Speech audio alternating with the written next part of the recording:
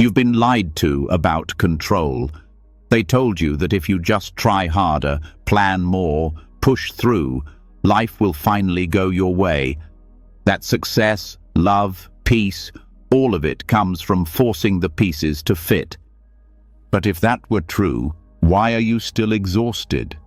Why does your chest tighten when things don't go as planned? Why does your mind spin late at night, replaying every detail, every what if? The truth is, forcing outcomes doesn't give you peace. It steals it. It keeps you trapped, chasing, gripping, afraid to let go. But Buddhism shows a different way, a way that feels like breathing after holding your breath for years, a way that teaches you can still care without clinging. You can still act without obsession. You can still want without suffering. Tonight, as you listen to these lessons, your grip will begin to loosen. Not because you've given up, but because you're waking up. You'll feel something inside you soften. A quiet voice whispering, "You don't have to hold so tightly anymore." And when you wake up tomorrow, you'll see that life flows better when you stop trying to control the river. This isn't just a sleep audio. This is a shift, a letting go, a return to peace. Are you ready? Let's begin. You've felt it before, that quiet tension beneath your ribs, the ache of wanting something to happen so badly it keeps you awake at night. It's not always loud. Sometimes it shows up as overthinking, restlessness, or that feeling that you're not doing enough. And the more you try to force it, the job, the relationship, the goal, the more it slips away. It feels like trying to hold water in your hands. The tighter you squeeze, the faster it leaks through your fingers. So tonight, we go deeper, past the surface noise, past the need to make everything turn out right. This lesson is about intention, not the desperate kind, not the demanding kind, but the kind that comes from deep wisdom, the kind that lets you care fully, act clearly, and then let go without fear. Not because you've stopped caring, but because you've finally learned the art of trusting. This is where control ends and peace begins. Buddhism doesn't ask you to stop desiring or trying. It doesn't teach you to float through life without goals. What it does show is that freedom comes from acting with full presence and zero attachment. This is the paradox. You set your intention, you give your whole heart, but you release the demand for a certain outcome. You don't stop moving forward. You just stop dragging resistance behind you. In the West, we're taught to chase things with intensity, hustle, grind, visualize your future and force it into being. But here's the truth no one talks about. Forcing creates tension, and tension is the enemy of flow. When you operate from force, you're not living, you're bracing. You're negotiating with reality instead of meeting it.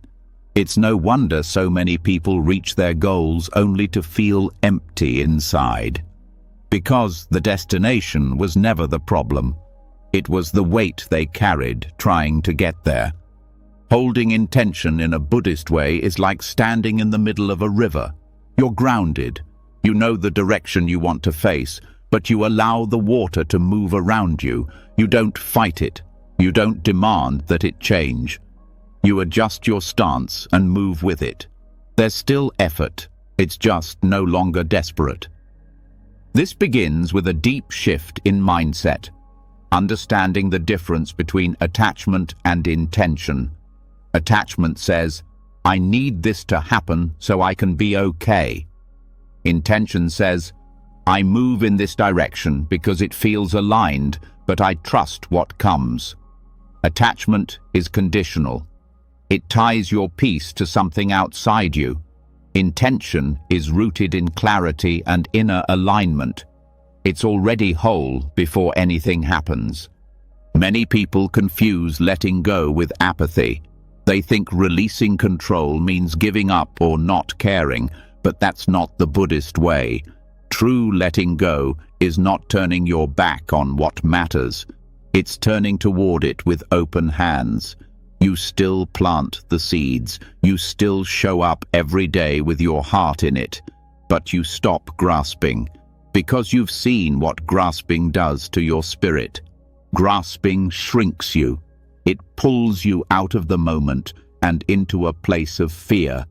Suddenly, your actions aren't coming from love or truth. They're coming from lack. You're not offering your best. You're begging for security. And it never works. The outcome you're chasing starts to feel like a hostage. That energy pushes it further away. Buddhist wisdom teaches that the root of suffering is tanha, craving, clinging. But it also teaches about chanda, wholesome desire. One destroys peace. The other supports it. The difference lies in the energy behind it. Craving says, I can't be okay unless I get this. Wholesome desire says, I move toward this with care, but I remain whole either way. This subtle shift changes everything. When you let go of the need to control the result, your actions become more powerful, not less. You're no longer weighed down by fear of failure. You're no longer acting to fill a hole. You're simply doing what needs to be done with clarity and steadiness. You don't rush, you don't hesitate. You move from truth, not from panic. Letting go of outcomes also creates space for something even better than you imagined. Because here's the truth. We rarely know what's actually best for us. What looks like failure in the moment often leads to unexpected growth, new paths, or deeper lessons. But when you're clinging to one version of success, you can't see the other doors that are opening around you. You're too busy banging on the one that's locked. This is where faith comes in. Not blind faith, but a kind of grounded trust in the intelligence of life. A trust that says, if I move with integrity and let go of force, the right things will unfold in the right time. This isn't laziness, it's surrender backed by effort. It's showing up fully without trying to strangle life into submission. Even in meditation, this paradox appears. You sit with the intention to be present, to observe your breath. But the moment you try to force silence, it escapes you. The harder you push away thoughts, the louder they get. Real peace comes when you stop fighting the mind. You acknowledge its movement and stop chasing it.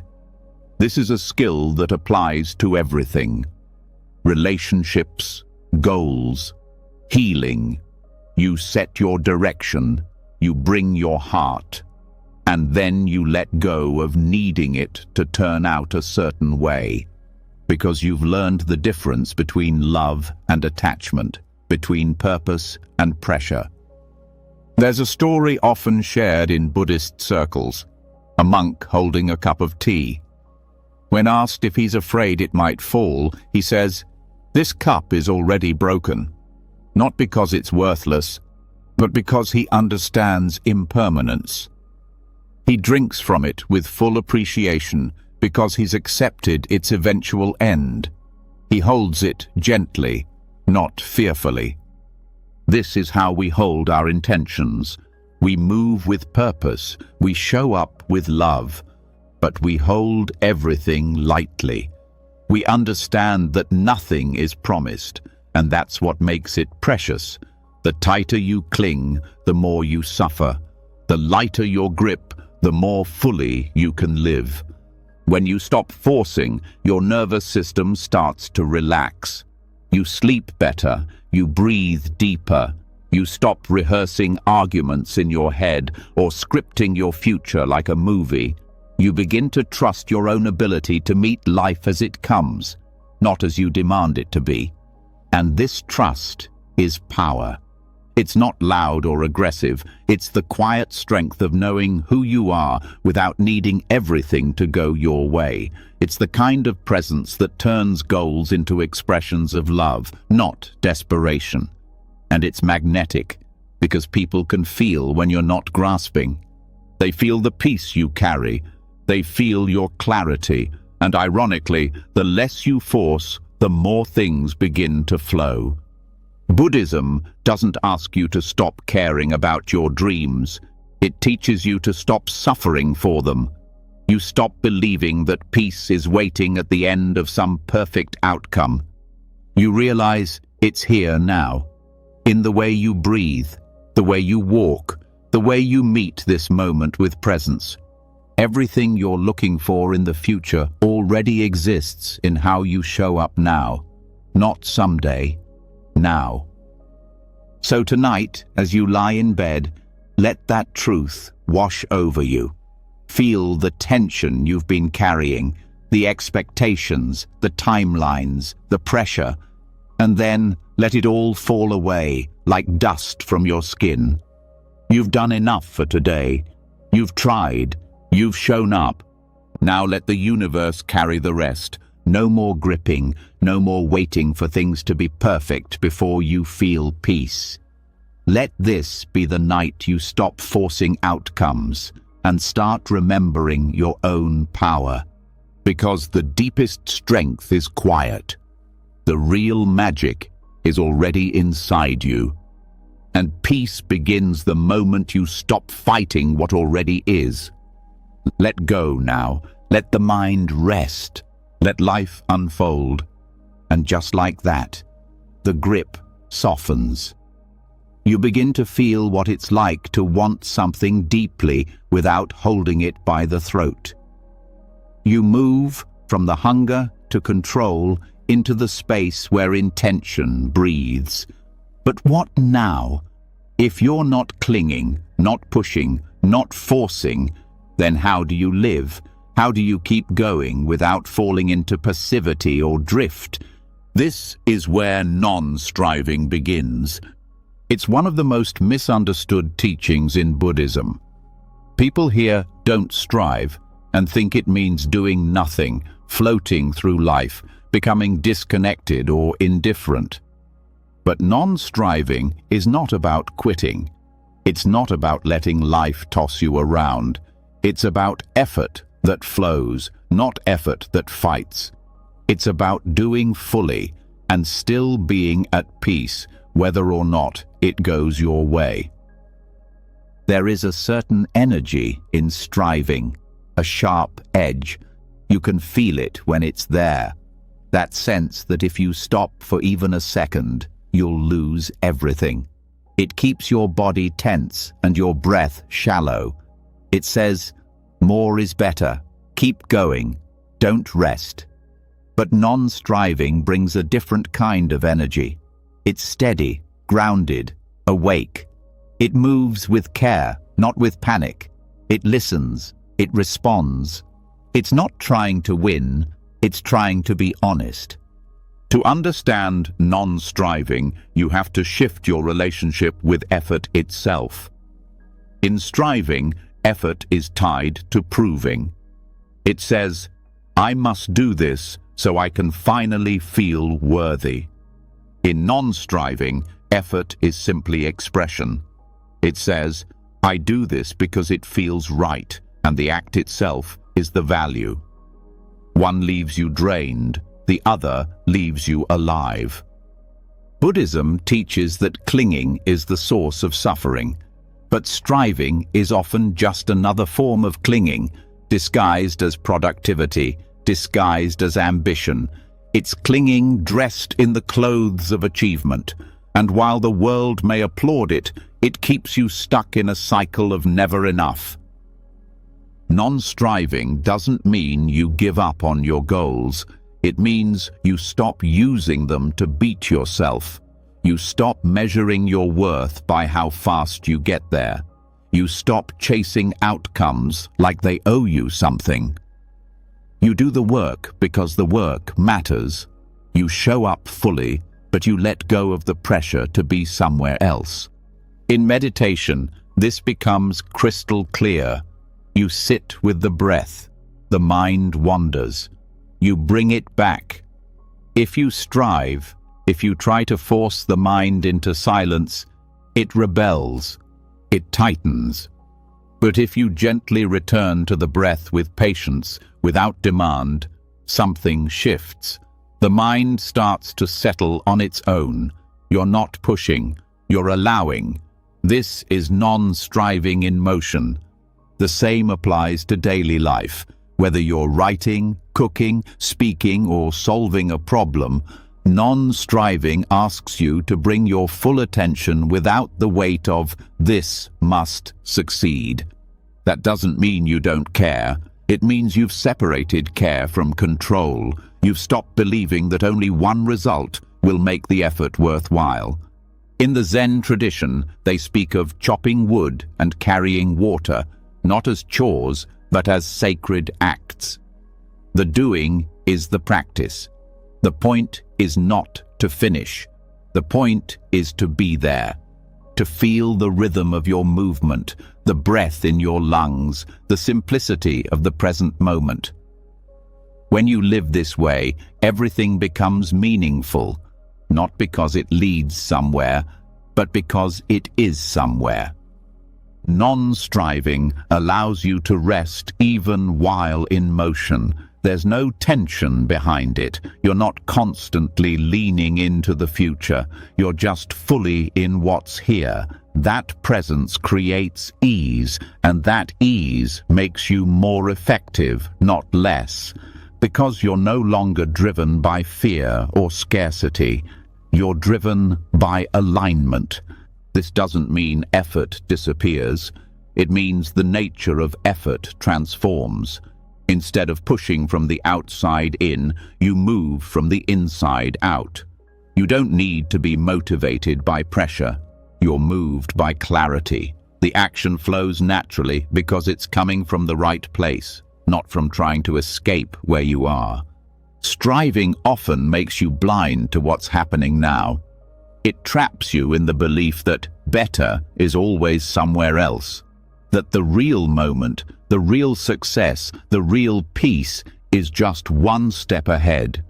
But non-striving teaches that this moment is already enough, that you don't have to delay your peace until everything is perfect. This doesn't mean you deny challenge or ambition, but you stop making your happiness dependent on them. You can pursue your dreams and still be content now. You can grow without self-rejection. Non-striving says, you are allowed to be in process. It honors the becoming, not just the result. It's especially powerful in relationships. When you stop striving to change others, to fix them, or to make them fit your script, something changes. People feel safer. You become more present, more compassionate. You start seeing others for who they are, not for who you need them to be. And that space, that non-demanding presence, creates deeper connection than any force ever could. Even in healing, this teaching is vital. When you strive to be better too fast, you often suppress or rush through your own emotions. You pressure yourself into progress. But non-striving allows you to meet yourself exactly as you are. You stop fighting your pain, and in that stillness, the real healing begins. Not by fixing, but by accepting.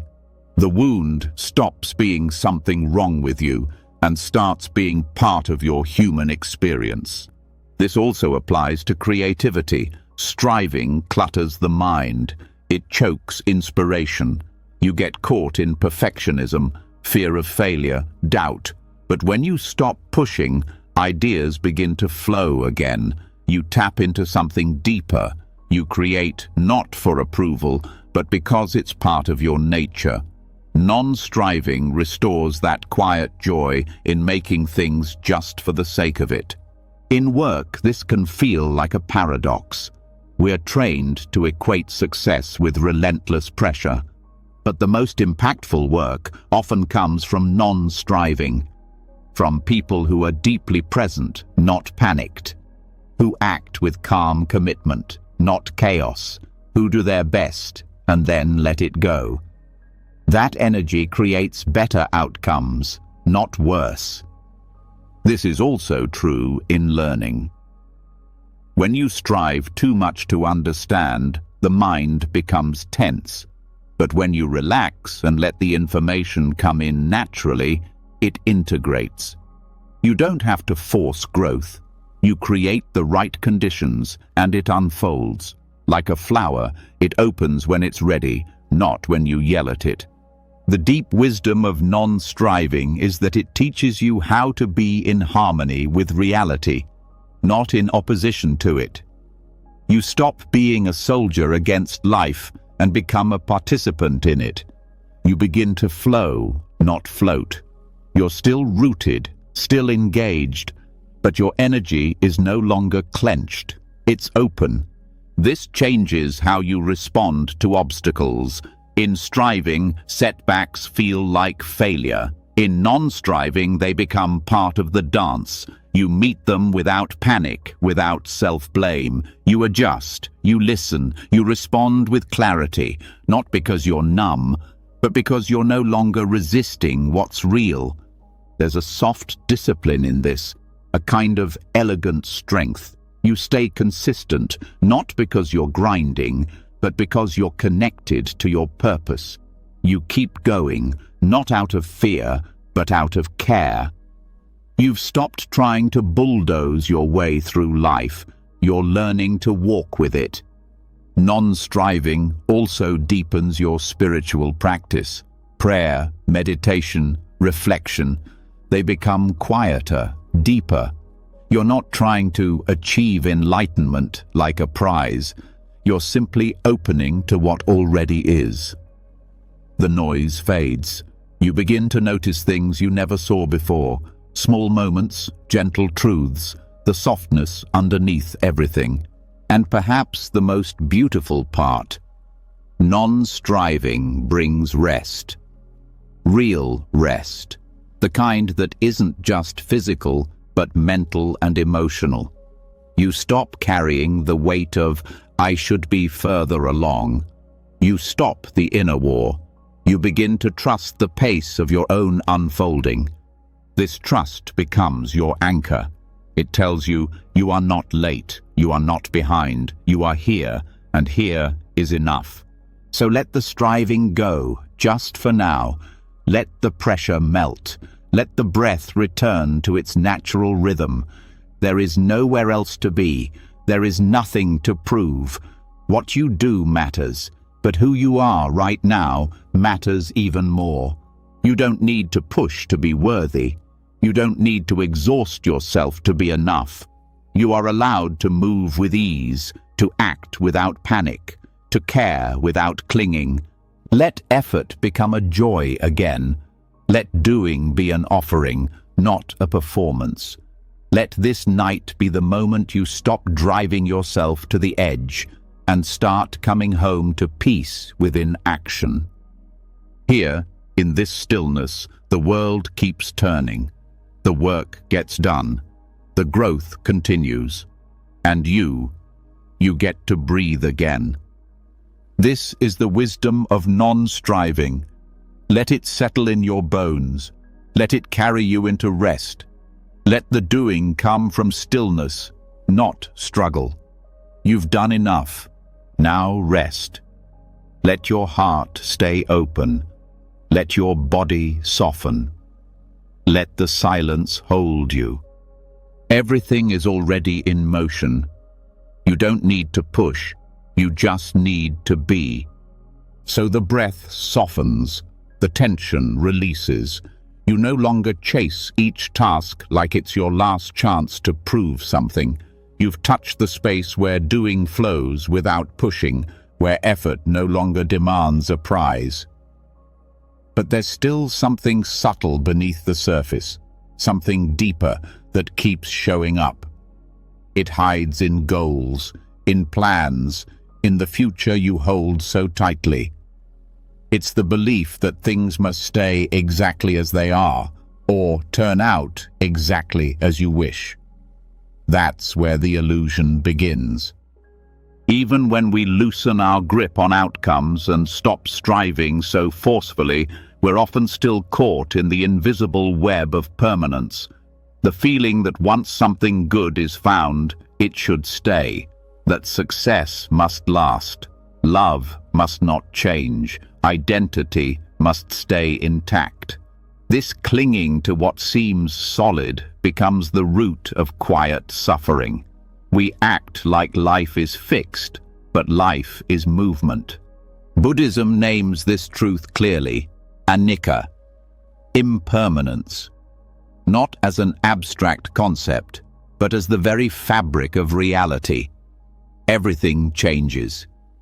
Not some things, not just the big things.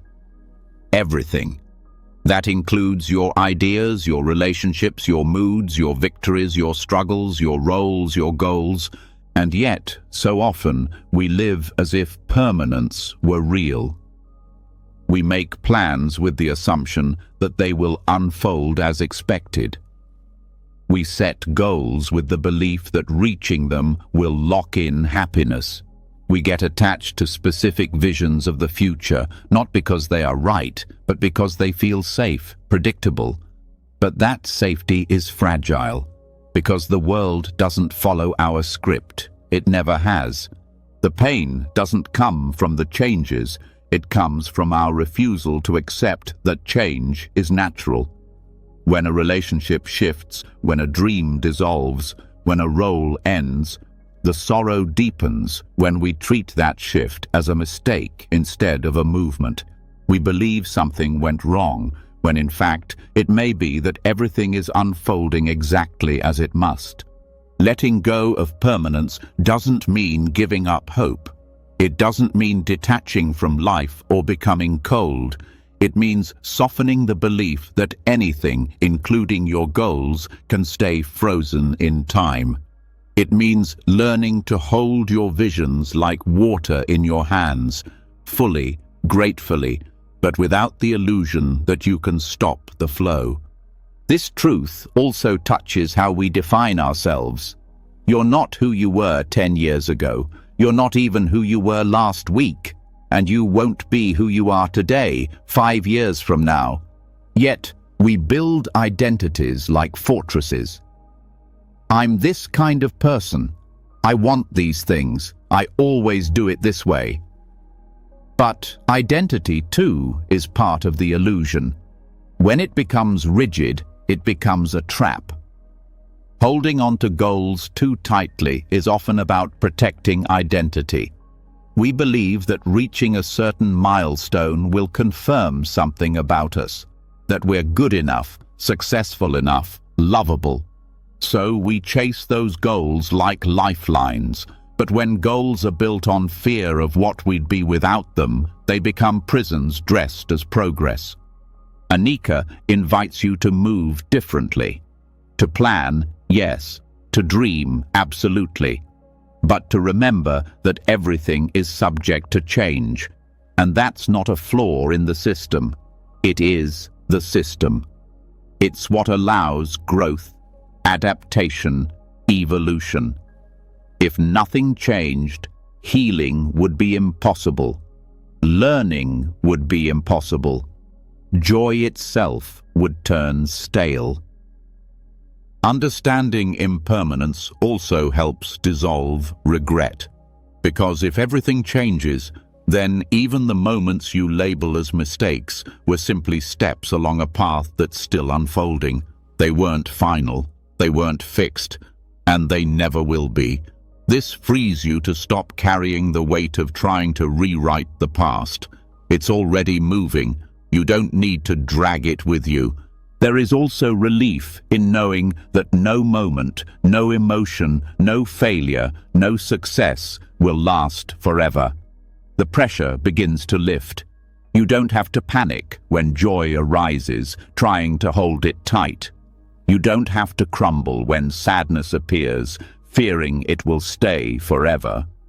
Everything you experience is temporary.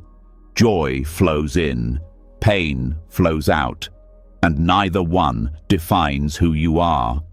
This understanding helps us release perfectionism.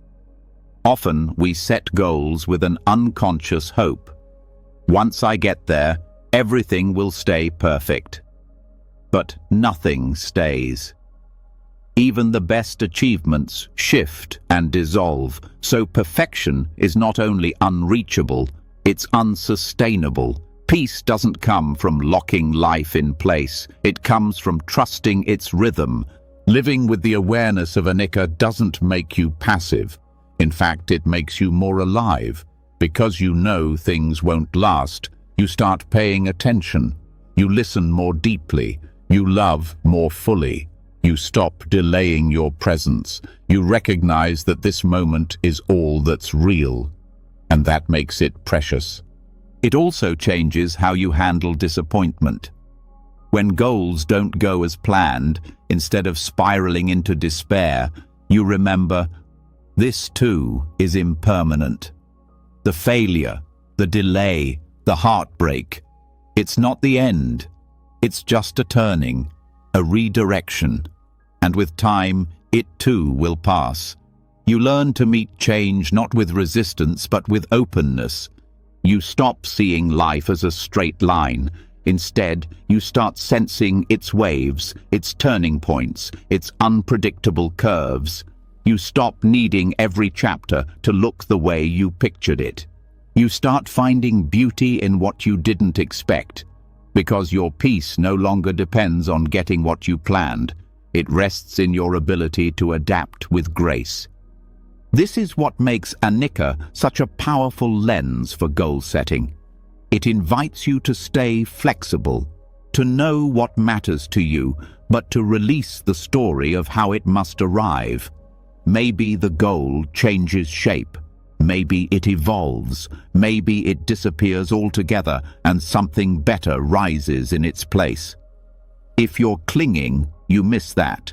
But if you're awake, you catch the new opening. This also builds resilience, because permanence is a fragile foundation. When things change, as they always will, a person who clings to fixed plans will break. But one who sees change as part of the path will bend, adjust, continue. This is not weakness, it's wisdom in motion. With this view, failure starts to mean something else. Not proof that you did something wrong, but evidence that something else wants to emerge. You learn to listen to life instead of just pushing your version of it. You become a partner with change, not a victim of it. And that relationship makes everything lighter. Goals themselves become less about proving and more about participating. You're no longer saying, this must happen or I'm not okay. You're saying, this feels aligned right now and I'm open to where it leads. That openness allows your goals to grow with you, to shift as you do. It's important to recognize that impermanence doesn't erase meaning, it deepens it. A flower that only blooms for a week is not less beautiful. It's more so because its life is brief. A moment of laughter, a burst of clarity, a fleeting connection. These are not diminished by their shortness, they are made sacred by it. So too with your own journey. The fact that this phase will end, this body will change, this chapter will close, it's not cause for fear, it's reason to be fully here, to let go of future fantasies and drop into the only thing that's real, now. This presence becomes your anchor. You're no longer pulled by what might be or trapped in what was. You're rooted in what is. From here, you can move, you can dream, you can act, not because you're trying to freeze life, but because you're participating in its flow. And what happens when you start living this way? Goals become more fluid. Success stops being a fixed destination. It becomes a state of alignment, moment to moment. You start asking different questions, not just what do I want to achieve, but what wants to come through me now, not how can I make things last, but how can I meet this moment fully, knowing it won't stay. This shift brings humility. You stop pretending you control the timeline. You stop demanding guarantees. And from that surrender, a deeper kind of power arises. The power to stay centered even when everything around you changes. Because now you know the truth. Change doesn't mean loss. It means motion. It means life. It means you're not stuck. And neither is the world. So rest now, knowing that even the tightest knots can loosen. Even the hardest days will pass. Even the heaviest stories can be rewritten. Let your breath move without needing to hold it. Let your thoughts rise and fall without needing to control them. Let your goals be like seeds, planted with care, nurtured with love, and released to grow in their own way. Anicca isn't a punishment. It's the invitation to live fully, not someday, now. And now is more than enough. The more clearly we see that everything changes, the more gently we begin to move through the world. We stop gripping at moments, goals, identities. We begin to respond, not react. And still, a new question arises in the silence that follows. How do we act with care when everything shifts? How do we live without swinging between extremes? When life pushes us into control, into exhaustion, or the opposite, into withdrawal and avoidance, how do we stay centered? This is where the middle way begins to speak. It's not just a teaching, it's not a vague suggestion to stay balanced. It's a lived understanding that freedom doesn't come from extremes. It comes from the quiet discipline of not losing yourself to either side. The middle way was born not from theory, but from experience. The Buddha himself lived both ends, indulgence and self-denial, and found both to be traps. One numbed him, the other broke him. Neither led to clarity. And so, he stepped into the space between. In today's world, the pressure to go to extremes is constant. You are told to push harder, achieve more, prove yourself, fix everything. Or, when that becomes too much, the temptation is to give up, disconnect, avoid, numb out. Control everything or abandon it all. But both paths leave you unsteady. Over-control creates anxiety and resistance. Passivity builds regret and powerlessness. The middle way invites a third option, one of presence, steadiness, and quiet strength. This path begins with awareness. You start noticing when your energy becomes sharp, frantic, tense, the signs of over-control. You also notice when it becomes dull, heavy, resigned, the signs of withdrawal. Instead of judging these states, you recognize them. You become intimate with their patterns. And then you ask the deeper question, what does balance look like here? Balance is not a perfect line. It is a living response to the moment. It's choosing action without panic. It's resting without collapse. It's knowing when to speak and when to be silent, when to persist and when to let go. The middle way teaches that wisdom is not rigid. It adjusts, it learns, it listens. One of the signs of imbalance is tension in the body.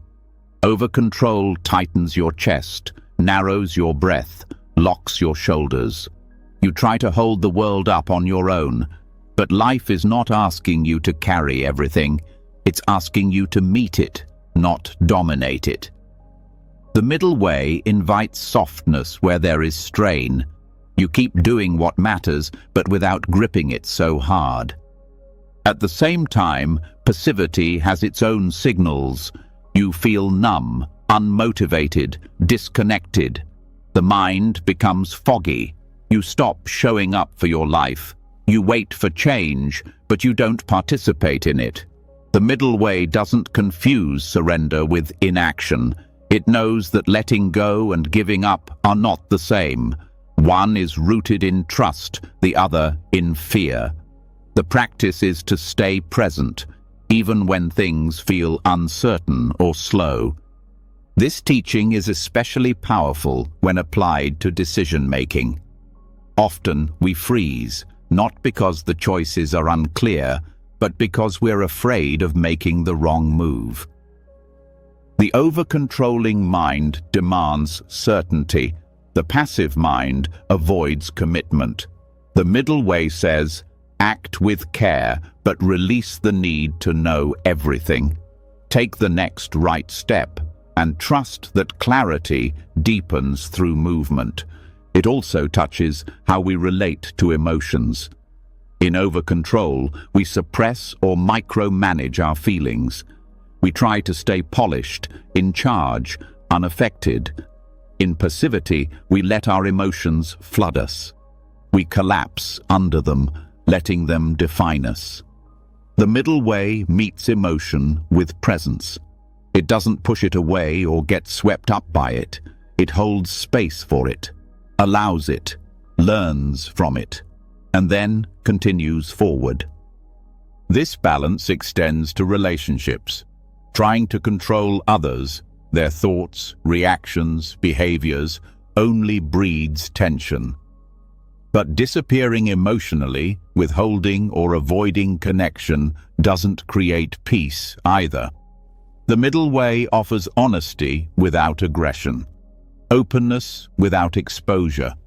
It allows real connection because it comes from a place of steady self-awareness, not fear or demand. It is also deeply relevant to how we handle failure. When you are over-controlling, failure feels like collapse. You internalize it. You panic. You scramble to fix it. When you're passive, failure becomes a reason to stop trying. You shrink back, give up, hide. The middle way sees failure as a teacher, not something to resist or avoid, but something to meet. You examine what happened. You adjust. You move forward, not defeated, but informed. There's a rhythm in this path that is often missed. It's not static. It flows like a dance. You lean in, you pull back, you listen, you speak, you pause, you move. The wisdom is in the response, not in applying the same intensity to every situation. The middle way doesn't offer a formula. It asks for attention, honesty, and self-trust. This also affects how you pursue growth. Over-control turns self-improvement into punishment. You become obsessed with fixing yourself. You never feel enough, but giving up on growth isn't freedom either. It's stagnation. The middle way says, grow because you care, not because you are broken. Evolve out of love, not self-rejection. It's not about perfection. It's about deepening alignment with your true nature. The same principle applies to spiritual practice. Some people overexert, trying to force enlightenment, pushing themselves with intensity. Others drift, waiting for wisdom to arrive without effort. The middle way is patient and persistent. It shows up daily, not with pressure, but with presence. It knows that transformation takes time and that rushing only delays it. In daily life, this path can be as simple as knowing when to rest. When you're caught in overdoing, your body sends signals: fatigue, irritation, disconnection. Instead of ignoring these, you listen. You rest not because you're weak, but because you're wise enough to notice the signs. And then, when the energy returns, you act again, not from pressure, but from clarity. One of the quiet gifts of this teaching is that it teaches you to trust yourself again. When you swing between extremes, you often lose faith in your own decisions. But as you learn to walk the middle way, you rebuild that trust. You realize you don't need to be perfect to be steady. You just need to stay honest, flexible, awake. This path also brings ease into productivity. Over-control turns work into a battlefield. Every task becomes a test. Passivity, on the other hand, turns purpose into avoidance. You do less, but it doesn't feel restful. It feels dull. The middle way allows you to work with care and rest without guilt. It restores your natural rhythm. You begin to know when to push and when to pause, and both feel aligned. In creativity, the same wisdom applies. Forcing inspiration kills it. Avoiding creation stalls it. The middle way invites discipline without rigidity. You show up to the work, but you stay open. You shape your ideas, but you don't strangle them. You let creativity breathe, and it becomes more alive. This principle helps with boundaries too. Over-controlling people often build walls. They say yes when they mean no, then explode from resentment. Passive people lose themselves in others. They fear conflict and avoid honesty. The middle way speaks clearly and kindly. It knows your needs matter. It also honors the humanity in others. It protects without punishing. It connects without collapsing. There is also a physical intelligence in this teaching. When the body is in balance, breath flows, muscles release, the nervous system calms. You no longer live in fight or flight or freeze. You settle into regulation. From here, your actions become clearer. Your intuition sharpens. You don't waste energy on survival. You use it for presence. And then there's the way this path shapes your sense of control. Life won't always match your plans. Sometimes things fall apart. But when you live the middle way, you learn how to meet those moments without swinging to despair or delusion. You stay centered, not because you know what will happen, but because you trust your capacity to move through it. This is the quiet power of balance. It doesn't shout, it doesn't prove, it doesn't dominate. It listens, it responds, it adjusts. It keeps showing up even when things feel messy, and in doing so, it becomes unshakable. So now, take this in. The world will keep trying to pull you off center, into chaos or into numbness. But this path is always available, right here, in the next breath, the next choice, the next gentle return to what is steady and whole within you. You don't need to control it all. You don't need to disappear. You just need to stay. Stay in this moment. Stay in this body. Stay in this truth. Balance lives here, in the space between extremes. And now that you've found it, you don't need to force your way forward. You just need to take the next honest step. So the path grows quieter. The swings between too much and too little begin to fade. The extremes lose their grip. There's more space between each breath, more awareness in each step. You no longer rush to fix or disappear. You stay present. You choose action without aggression, stillness without collapse. But beneath that peace, another old belief waits in the background, one that quietly drives control, fear, and frustration. It's the belief that if you do good, good must happen, that if you give your best, life owes you something, that right effort guarantees right results. This is where karma often gets misunderstood, and this misunderstanding builds invisible pressure. You start to measure your value by outcomes. You think in terms of exchange. I give this, I must get that. But this is not the heart of karma, not as the Buddha taught it. Karma is not a vending machine. It's not cosmic justice in the way many people think. It doesn't mean every good deed earns a reward or every misstep brings punishment. Karma is more subtle, more honest. It means action. It means cause. It means that everything you do, every word, thought, and intention plants a seed. But you don't get to control exactly when or how that seed will grow. And you don't act to get something. You act because it aligns with truth. This distinction changes everything. It releases you from the exhausting attempt to manage outcomes. You stop treating your life like a system of reward and punishment. You start asking better questions. Not, what will I get from this? But, what am I creating in myself by doing this? That shift is freedom, because now your power lives in the present moment, not in chasing a future result.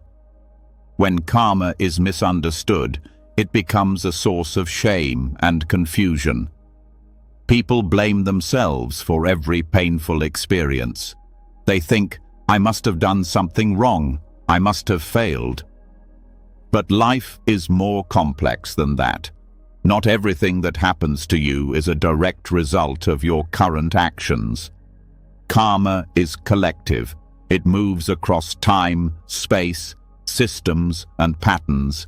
It's not a punishment. It's simply cause and effect playing out across layers far beyond what the mind can trace. This means that suffering isn't always your fault, and success isn't always your doing alone. There are infinite conditions that shape every outcome. Karma reminds us that what we do matters, but it also humbles us by reminding us that we are not in control of everything that follows. This is not a weakness, it's clarity. The true power of karma lies in intention. It asks not just what you're doing, but why.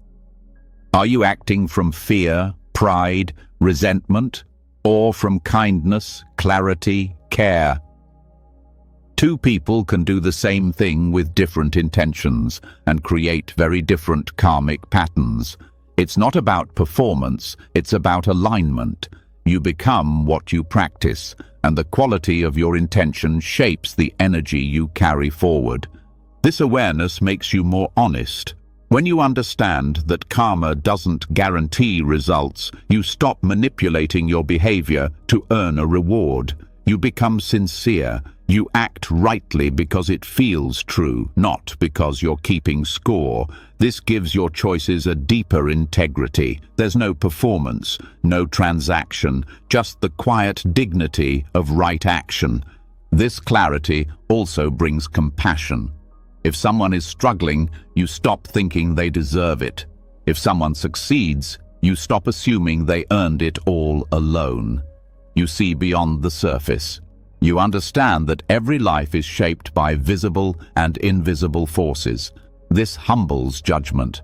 It opens empathy. It builds patience with others and with yourself. Right action, as taught in the Noble Eightfold Path, isn't about outcome.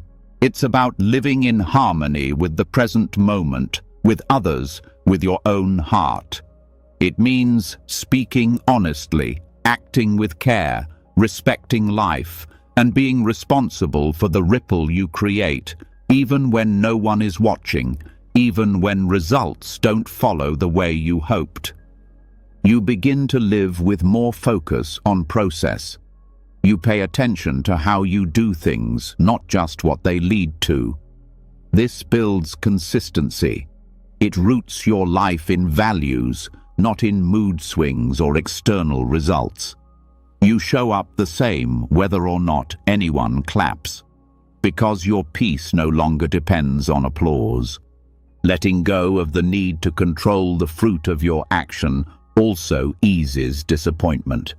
Not because you no longer care, but because your sense of purpose isn't tied to how things look on the outside. You may pour your energy into something and it might still fall apart. But instead of collapsing, you reflect, you grow, you plant new seeds, because you're not living for guarantees, you're living from principle. This practice becomes especially powerful when things feel unfair, when someone lies and gets rewarded, when you work hard and still fall short. The mind wants to tighten, to demand balance, but karma invites trust in a larger unfolding, not a fantasy that everything will be fixed, but a deep faith that right action builds inner strength, even when outer results don't match. You stop using effort as a weapon. You stop tying your worth to recognition. You begin to take joy in being aligned. You do what's needed, and you release the rest. This does not mean being passive. It means being wise. Wise enough to know the limits of your control and the power of your intention. Even in small actions, this shows. A kind word, a patient silence, a generous pause. These aren't just gestures, they are seeds. And though you may not see the bloom, something always grows, maybe in someone else, maybe in you, maybe in ways you'll never understand, but nothing true is wasted. This truth also heals perfectionism. You stop obsessing over getting it all right. You focus instead on staying honest. You know that mistakes will happen, but you learn from them. You don't need to punish yourself. You take responsibility without shame. You keep planting better seeds. You keep moving forward. The misunderstanding of karma often makes people fearful, afraid to make the wrong move. But real karma is not about fear. It's about connection. It reminds you that your life touches other lives, that your energy echoes beyond this moment. It asks you to live with care, not anxiety. This kind of living builds resilience, because when your peace is rooted in intention, you're no longer shaken by every external change. You may be disappointed, you may grieve, but you don't break. You trust the ground beneath you, not because it guarantees success, but because it is steady, real, earned. You also stop comparing yourself. When you no longer see life as a scoreboard, you stop needing to win. You stop measuring your path against others. You start listening more closely to what your own right action looks like, which may not look impressive, but feels deeply true. Karma also teaches patience. It reminds you that some seeds take time, that not everything blooms quickly, that effort accumulates in quiet, invisible ways. You stop needing instant proof that what you're doing is working. You trust the process. You water the ground even when it's dry. And eventually, something grows. Maybe not what you expected, but often what you truly needed. This frees you from bitterness. You stop blaming life for not meeting your timeline. You start engaging with it as it is, not as you think it should be. You stop saying, "I deserve this by now," and you start saying, "This is where I am. What can I do with care?" This doesn't mean accepting harm. Karma also means being responsible for what you allow. Right action includes boundaries, includes speaking up, includes refusing to perpetuate pain. It doesn't mean shrinking, it means showing up in a way that aligns with your deepest truth, even when it's hard. And it means letting go when needed. If a path becomes harmful, you don't stay because of sunk cost. You don't cling because of guilt. You trust that walking away can also be right action. That sometimes not continuing is the most powerful seed you can plant. This understanding is quiet. It doesn't shout. It doesn't need proof, but it changes how you live. You become someone who acts with integrity, not for applause, who rests without shame, who contributes without needing control, who serves not out of fear, but out of love. So now, return to this breath. You are not behind, you are not owed, and you are not empty. Every small choice matters. Every intention leaves a trace. The future is shaped not by force, but by presence. And you, right now, are shaping it. Not with pressure, not with fear, but with care, and that is more than enough. There's a shift that happens when you stop measuring yourself by results, when you stop performing goodness to earn something back, when karma becomes less about external gain and more about inner truth. But even as you begin to act from alignment instead of outcome, something deeper may still be running the show. A quiet voice in the background that says, I need to be someone. I need to matter. I need proof that I am enough. This voice doesn't always speak loudly. Sometimes it hides behind ambition, service, even spiritual goals. But its weight is felt, the pressure to achieve, to be seen, to be defined. This pressure is rooted in identity, and identity, from a Buddhist view, is a construction, temporary, changing, not solid. The deeper teaching that cuts through this illusion is sunyata, often translated as emptiness. Not emptiness as in lack, not despair, but emptiness as in spaciousness, as in the absence of fixed, separate, independent existence.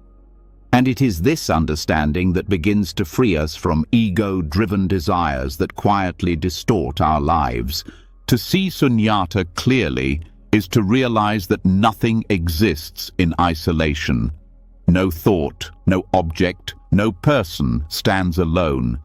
Everything depends on causes and conditions. Everything arises in relationship. This includes your goals, your identity, your sense of self. When you deeply understand this, the grip begins to loosen. Ego doesn't like that. It wants to be central, important, permanent. It wants certainty and structure. It says, "This is who I am," and then builds a life to prove it. But that I is not stable, it's not fixed, it's a flowing process, a web of memories, habits, preferences, emotions. When you believe it's solid, you cling, you chase things, not because they're right, but because they reinforce the story of who you think you need to be. Sunyata reveals that this story is not truth, it's a lens. And while it helps you function, it also limits you. When you identify too strongly with it, your life becomes a series of confirmations. You're no longer present. You're busy maintaining a character. And when that character is challenged, you feel fear, anger, shame, because you've mistaken the mask for the face beneath it.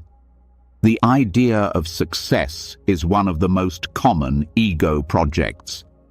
People pursue it relentlessly, not always because the work itself is meaningful, but because they believe success will prove something about who they are. that it will make them whole, lovable, safe.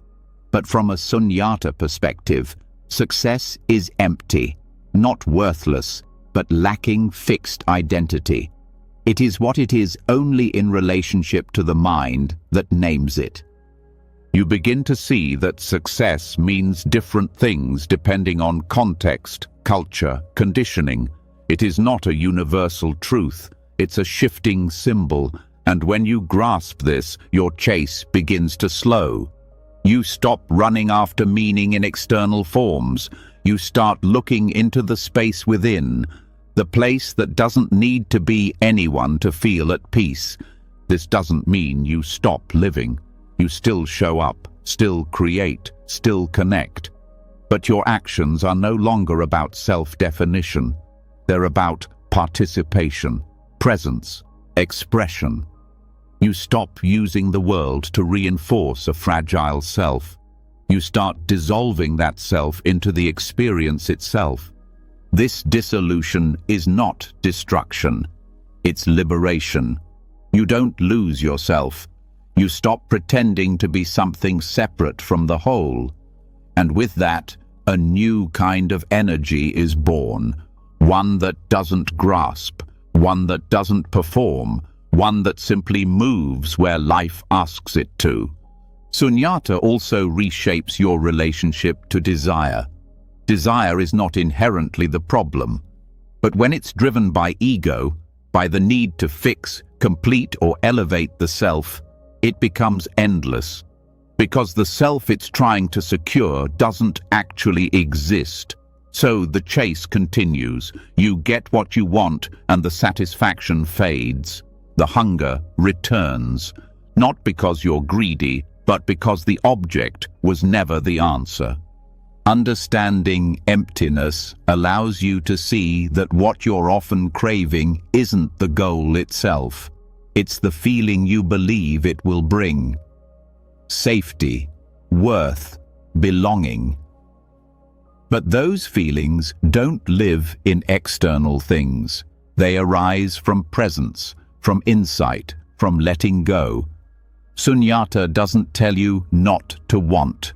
It invites you to see through your wanting, to trace it to its root and question its origin.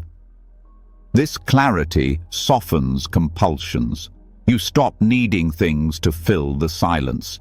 You stop rushing into decisions just to escape emptiness, because now you see that emptiness is not a problem. It's the space from which freedom begins. It holds everything without clinging to anything. This doesn't mean you float above life. It means you enter it more fully, with fewer demands. You speak honestly, not to prove something. You love freely, not to possess. You move through joy and sorrow without building a fixed identity around either one. You begin to trust that life does not need to be controlled in order to be meaningful. Sunyata also cuts through comparison. Ego thrives on measuring, better, worse, ahead, behind. It seeks comfort in being special, important, validated. But emptiness reveals that no identity is more real than another. That what you see in others is just as fluid, just as constructed. This doesn't lead to detachment. It leads to humility. You no longer need to stand out. You just need to show up. From here, compassion grows, because if the self is empty, then so is the boundary between you and others. Their suffering is not separate. Their joy is not foreign. You act not from obligation or virtue, but from the simple knowing that we rise and fall together. The ego asks, "What do I get from this?" Emptiness asks, "What does this moment need?" This changes how you hold mistakes. Instead of defending the ego, you become curious. There's less shame, more honesty. You stop needing to be right all the time. You stop needing to protect a perfect image. You see the error, you learn, you adjust. without making it personal. Because there's no fixed self to shame, only patterns to observe and refine. Even in spiritual practice, sunyata is essential. Without it, the path becomes another identity, another version of me to protect. You wear the robes, speak the words, perform the piece, but emptiness invites you to drop the roles, to stop being a spiritual person and simply be. The practice becomes less about becoming and more about unbecoming. This leads to greater stillness, not the forced stillness of holding everything together, but the natural stillness that comes when nothing needs to be defended. You rest not because you've earned it, but because there's no one left to exhaust. The striving mind dissolves, and what remains is presence, open, alert, free. Sunyata also dissolves attachment to roles. Whether it's your job, family position, social identity, you stop seeing them as definitions.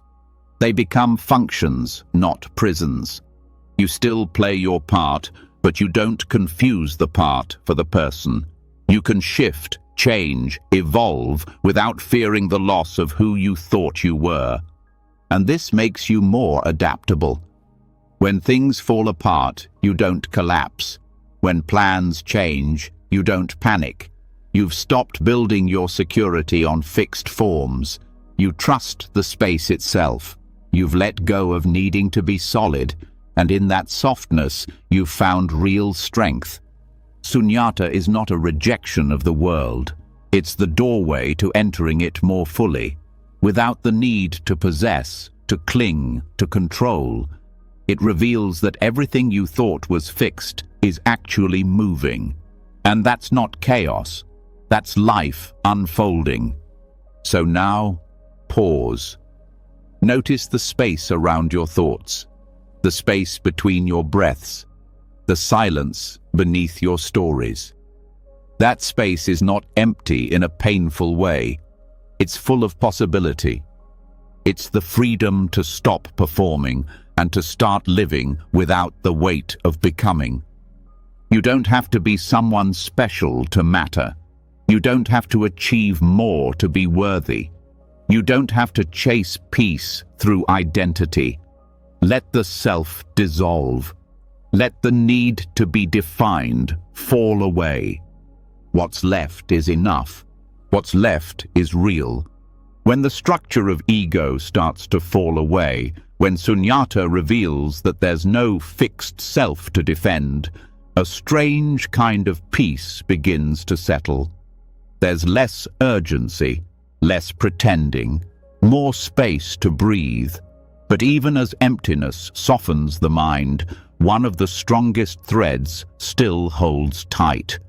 The belief in who we think we are, not just as a concept, but as an identity built over years of proving, fixing, performing, and surviving. And this identity, when clung to, quietly becomes the source of our most painful patterns, especially the need to force outcomes. It's subtle. It starts early. We get messages about who we're supposed to be. Maybe someone called us smart or strong or the responsible one. Maybe we were told we had to be a success, a leader, a provider, or someone who always keeps it together. And over time, those words sink in. They become self-definitions. We begin to live not from presence, but from a script. And every action becomes an attempt to protect that role. For example, if you believe you are the one who must always fix things, then letting something unfold naturally feels unsafe. The moment a problem arises, you jump in, not because the situation needs control, but because your identity feels threatened. Who are you if you don't fix it? If you've built your worth around being competent, calm, or always needed, then any moment that challenges that will feel unbearable. This is how forcing is born. Not always from greed or control, but from fear of identity loss. If you've spent your life believing you are only valuable when successful, then failure won't just feel disappointing, it will feel like death to the self you've built. So you overwork, overthink, overplan, not because you're clear, but because you're scared to lose the version of yourself that gives you a sense of place in the world. Identity isn't just who you think you are, it's who you believe others expect you to be. You start living for appearances, afraid of disappointing images you never fully chose. And in doing so, you stop being real. You filter your truth. You ignore your needs. You say yes when you mean no. You keep pushing even when your body says stop.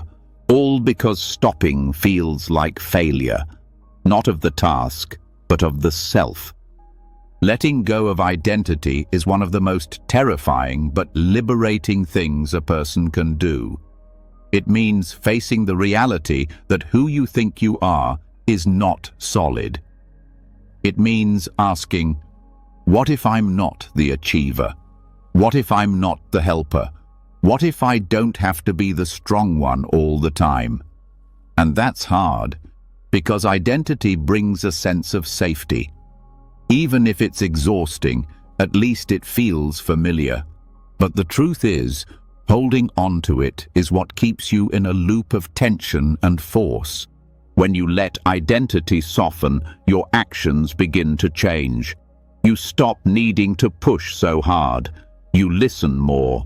You pause before reacting. You ask, is this coming from truth or from a need to prove something? That simple pause is where freedom begins. You start moving from clarity, not compulsion. This shift is especially important when it comes to goals. Goals are not the problem. But when your self-worth is wrapped up in achieving them, you lose your ability to respond with wisdom. Every delay becomes a threat. Every setback feels personal. You push harder, not because the goal matters, but because your sense of self depends on it. And when it doesn't work out, the collapse is deep. Not just disappointment, but identity rupture. Letting go of identity doesn't mean you stop having preferences or direction. It means you become more honest about where your energy is coming from. You start to act without performance. You serve without needing to be seen. You care without turning it into a project about yourself. There's more space for life to move through you. This also reshapes how you handle feedback. If you're identified with being the smart one, criticism becomes unbearable. But if you see yourself as a fluid being, always learning, always changing, then feedback is just information. It doesn't touch your core, because that core is no longer a frozen concept. It's a living, breathing presence. Relationships shift too. When you stop clinging to roles like the caretaker, the provider, or the one who has it all together, you become more real. You let others in. You allow yourself to receive. You say, I don't know, without shame. You show your limits without collapse. And that openness creates deeper connection, not based on performance, but on truth. There is a deep exhaustion that comes from living inside an identity, from constantly trying to maintain the image of who you believe you should be. When that drops, there's a kind of rest that isn't just physical, it's emotional, mental, even spiritual. It's the rest of not needing to be anyone in particular. And it doesn't make you lazy, it makes you more responsive. You become a better listener. To others, yes, but also to yourself. You stop overriding your intuition just to maintain appearances. You start trusting the moment instead of clinging to the script. This trust allows for more adaptability. If you're not trapped in identity, you can pivot. You can let something fail without it meaning you're a failure. You can walk away from what no longer fits. You stop squeezing yourself into roles that used to serve you but no longer do. You give yourself permission to evolve, and that permission is powerful. It means you don't need to wait until everything falls apart to change. You can shift before the burnout. You can slow down before the collapse, because your choices aren't tied to ego anymore. They're tied to reality. There is humility in letting go of identity. You admit you don't have it all figured out. You stop pretending you're above help. You allow yourself to be a work in progress, and this makes you more compassionate. Because you realize everyone else is navigating the same fear, the same attachment, the same masks. From this place, you no longer try to fix people to maintain your identity as the helper. You stop trying to impress people to keep your role as the successful one. You stop shrinking to protect your image as the humble one. You begin to act not from image but from inner alignment. This is a quiet kind of freedom. No one may notice it on the surface, but inside something softens. The grip loosens. You breathe deeper. You respond more slowly. You begin to feel what it's like to live from presence, not persona. You realize that you can still show up fully, still care deeply, still work passionately, without making it about your reflection in the eyes of others. And this takes away the pressure. You stop needing to control outcomes because those outcomes no longer define you. Whether it works or doesn't, whether they approve or not, it's no longer about who you are. It's just life unfolding. And in that unfolding, you return to a deeper kind of confidence, not the kind built on labels or applause, but the kind that says, I trust the one behind the mask, even if no one sees it, even if I'm still learning.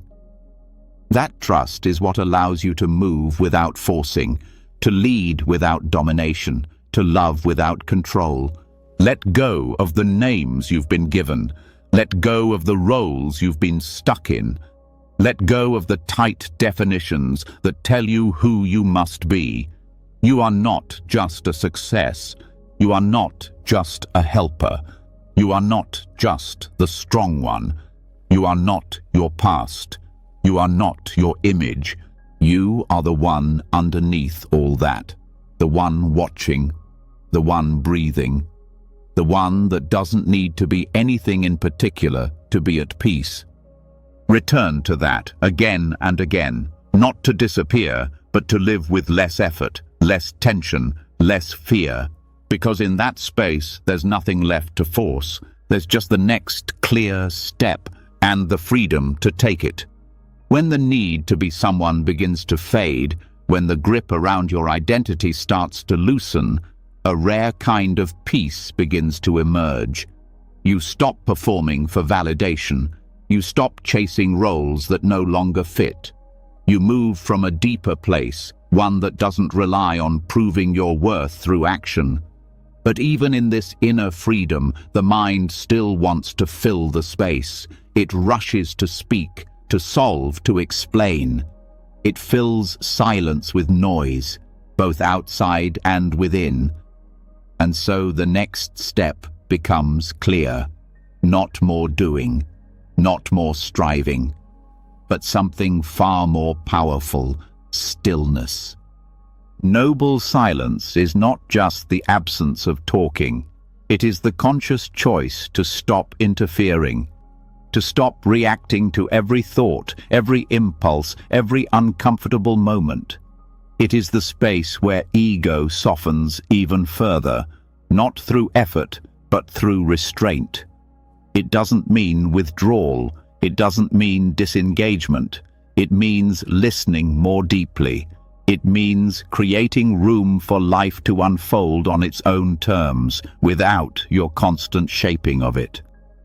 When you live in constant noise, verbal, emotional, mental, There's no room to hear what's underneath. Reactions become automatic. Patterns repeat.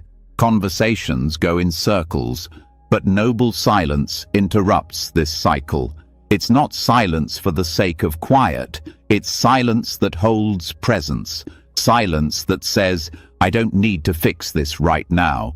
I don't need to rush to clarity. I can sit in the unknown. This kind of silence reveals truth. When you don't speak just to avoid discomfort, you begin to notice what discomfort is trying to teach you. When you don't speak just to control a situation, you begin to witness how it naturally moves without your interference. You start to understand that not every space needs to be filled, that sometimes clarity only comes when you stop trying to force it into words. Mental silence is just as vital. The inner dialogue that constantly narrates your life can become its own prison. The voice that explains, judges, compares, plans. It runs non-stop unless you choose to pause. Noble silence invites you to watch this voice without feeding it, to observe thoughts without following them, to create a gap between awareness and reaction. That gap is where peace begins.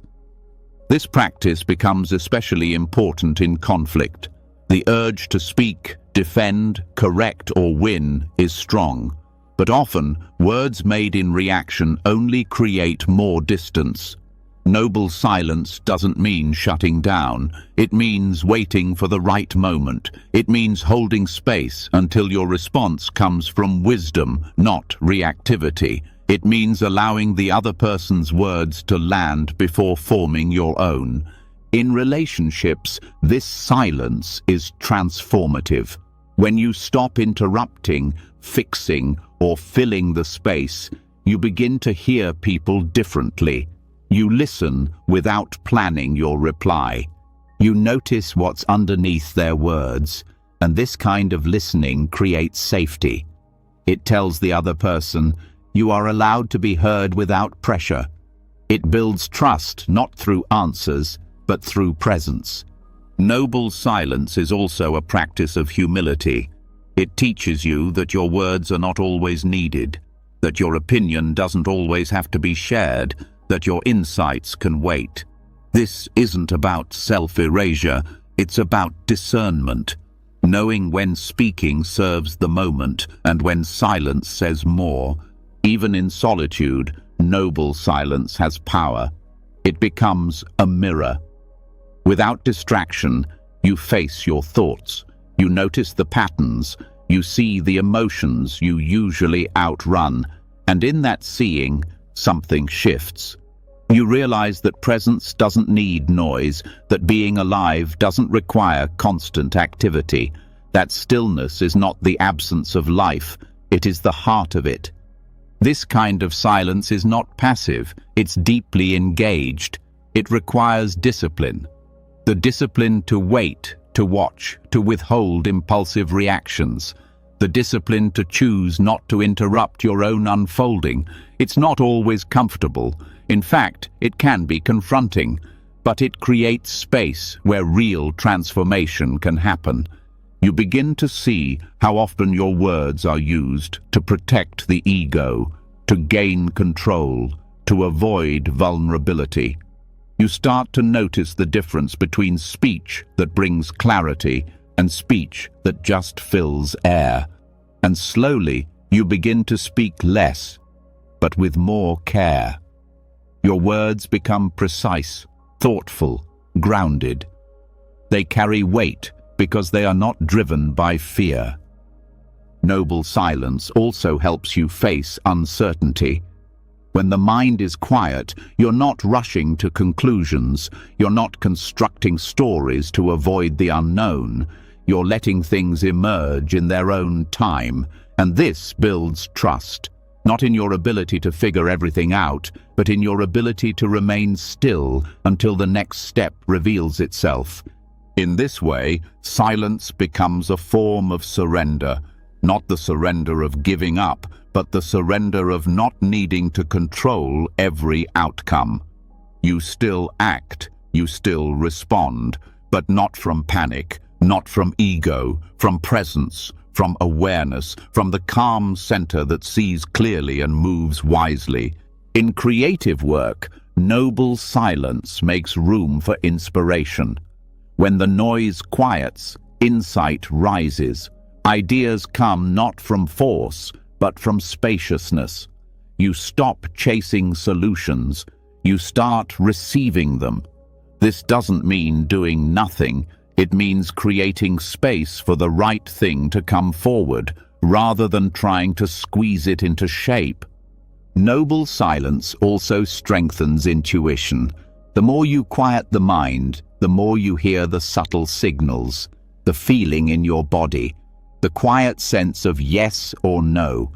You learn to trust this deeper knowing, not because it's dramatic or loud, but because it comes from stillness, not from fear. This kind of silence is especially healing in a world of constant noise, information, opinions, updates. It never stops. But silence gives your nervous system a chance to reset. It lowers stress. It deepens focus. It reminds your body that it doesn't have to be on high alert all the time. And in meditation, noble silence is the foundation. Not just silence in your mouth, but silence in your effort. You stop trying to reach a certain state. You stop judging your experience. You simply sit, you breathe, you watch. And over time, that simple practice changes how you live. You become less reactive, less tangled, more steady. This silence is not something you achieve, it's something you return to, again and again.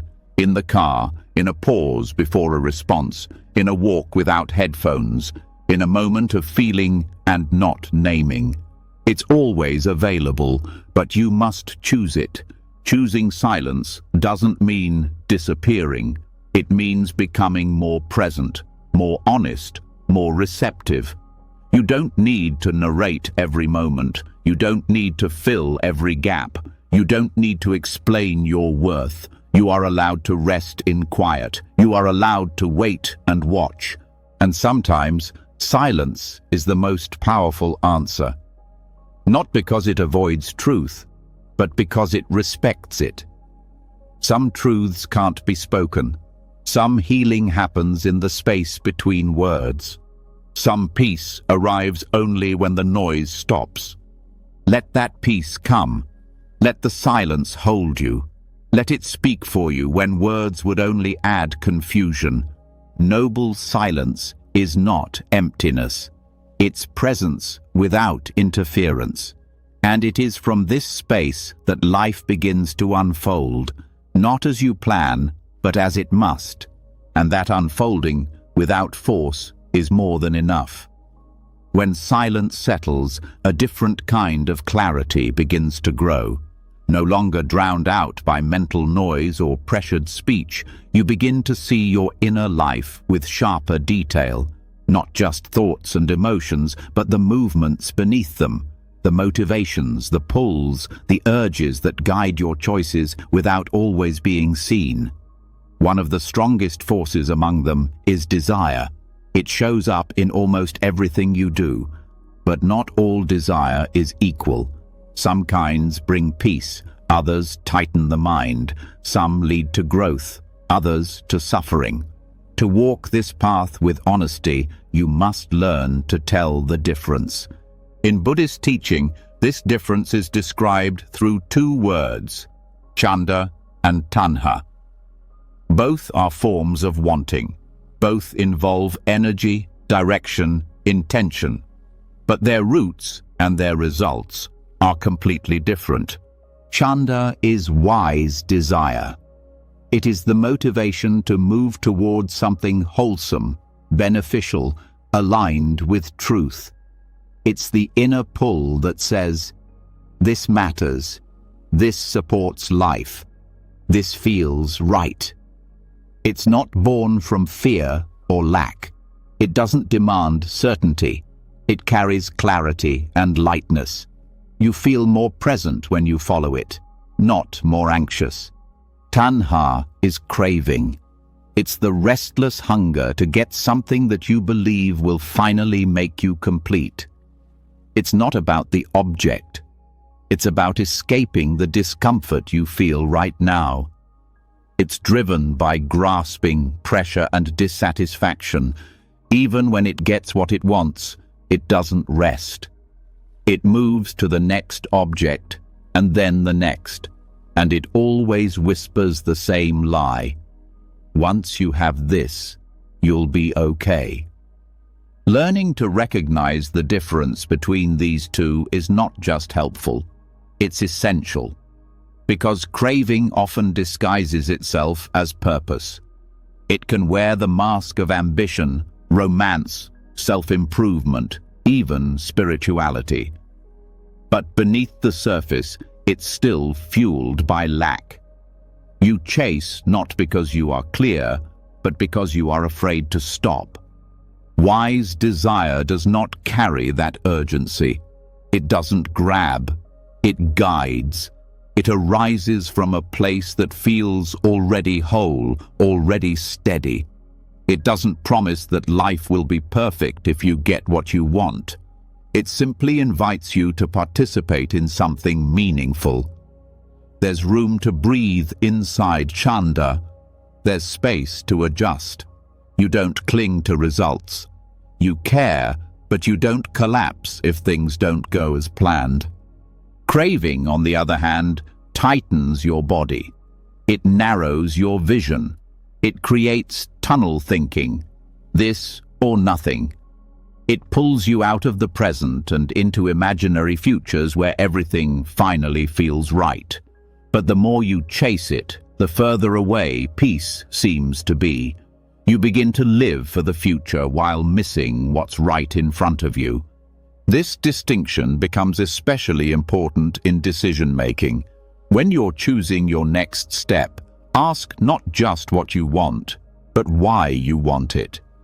Is it to move closer to truth or to escape discomfort? Is it to express something real or to prove something to others or yourself? Is it an act of alignment or a way to avoid what you're feeling? These questions don't require judgment. They require honesty. Because even the most outwardly noble actions can come from craving if the root is fear. And even the smallest, quietest action can be chanda if it's born from clarity. The work is to look gently, to pause long enough to see what's actually moving you. This difference also affects how you handle disappointment. If your desire was wise, you can accept when things don't work out. You feel the loss, but you're not shattered, because your peace wasn't tied to the outcome.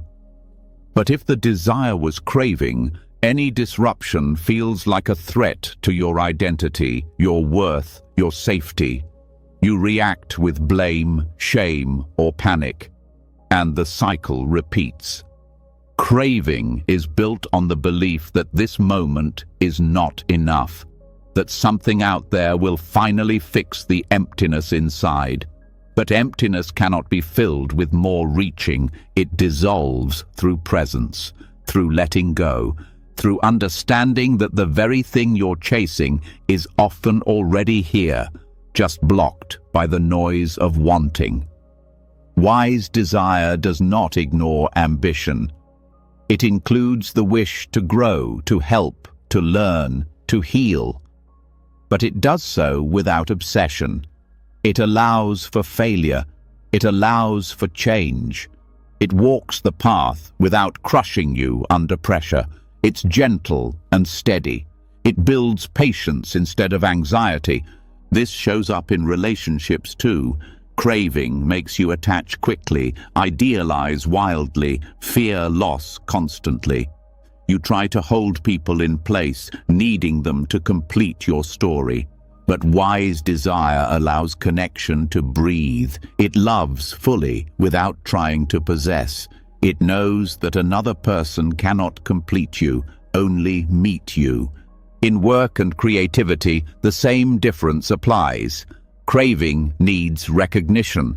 It needs proof of worth. It needs to be the best. So it exhausts you. It compares you. It robs joy. But wise desire works from meaning, not ego. You still give your best, but your value is no longer riding on the result. You create because it feels true, not because you're trying to be someone. This is also where discipline becomes clearer.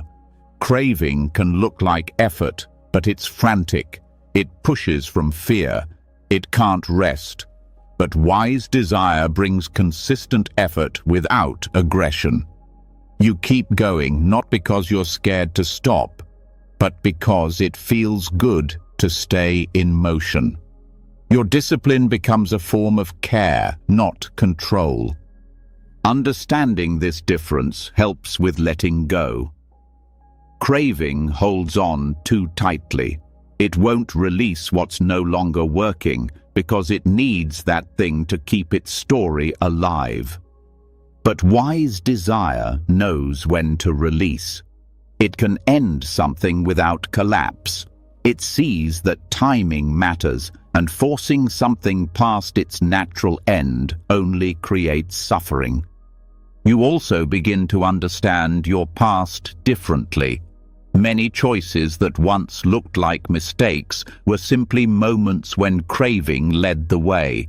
You don't have to hate those parts of yourself. You can meet them with compassion. You can learn. You can recognize when the voice of craving returns and choose not to follow it. That's wisdom in action. As this understanding deepens, you begin to reshape how you live. You set goals with spaciousness. You move toward what matters without being consumed by it. You rest without guilt. You act without obsession. You enjoy success without needing it to define you. You feel failure without making it mean you're broken. You begin to live in a state of enough. That doesn't mean complacency. It means wholeness. From here, you can still grow, dream, stretch. But you don't abandon yourself in the process.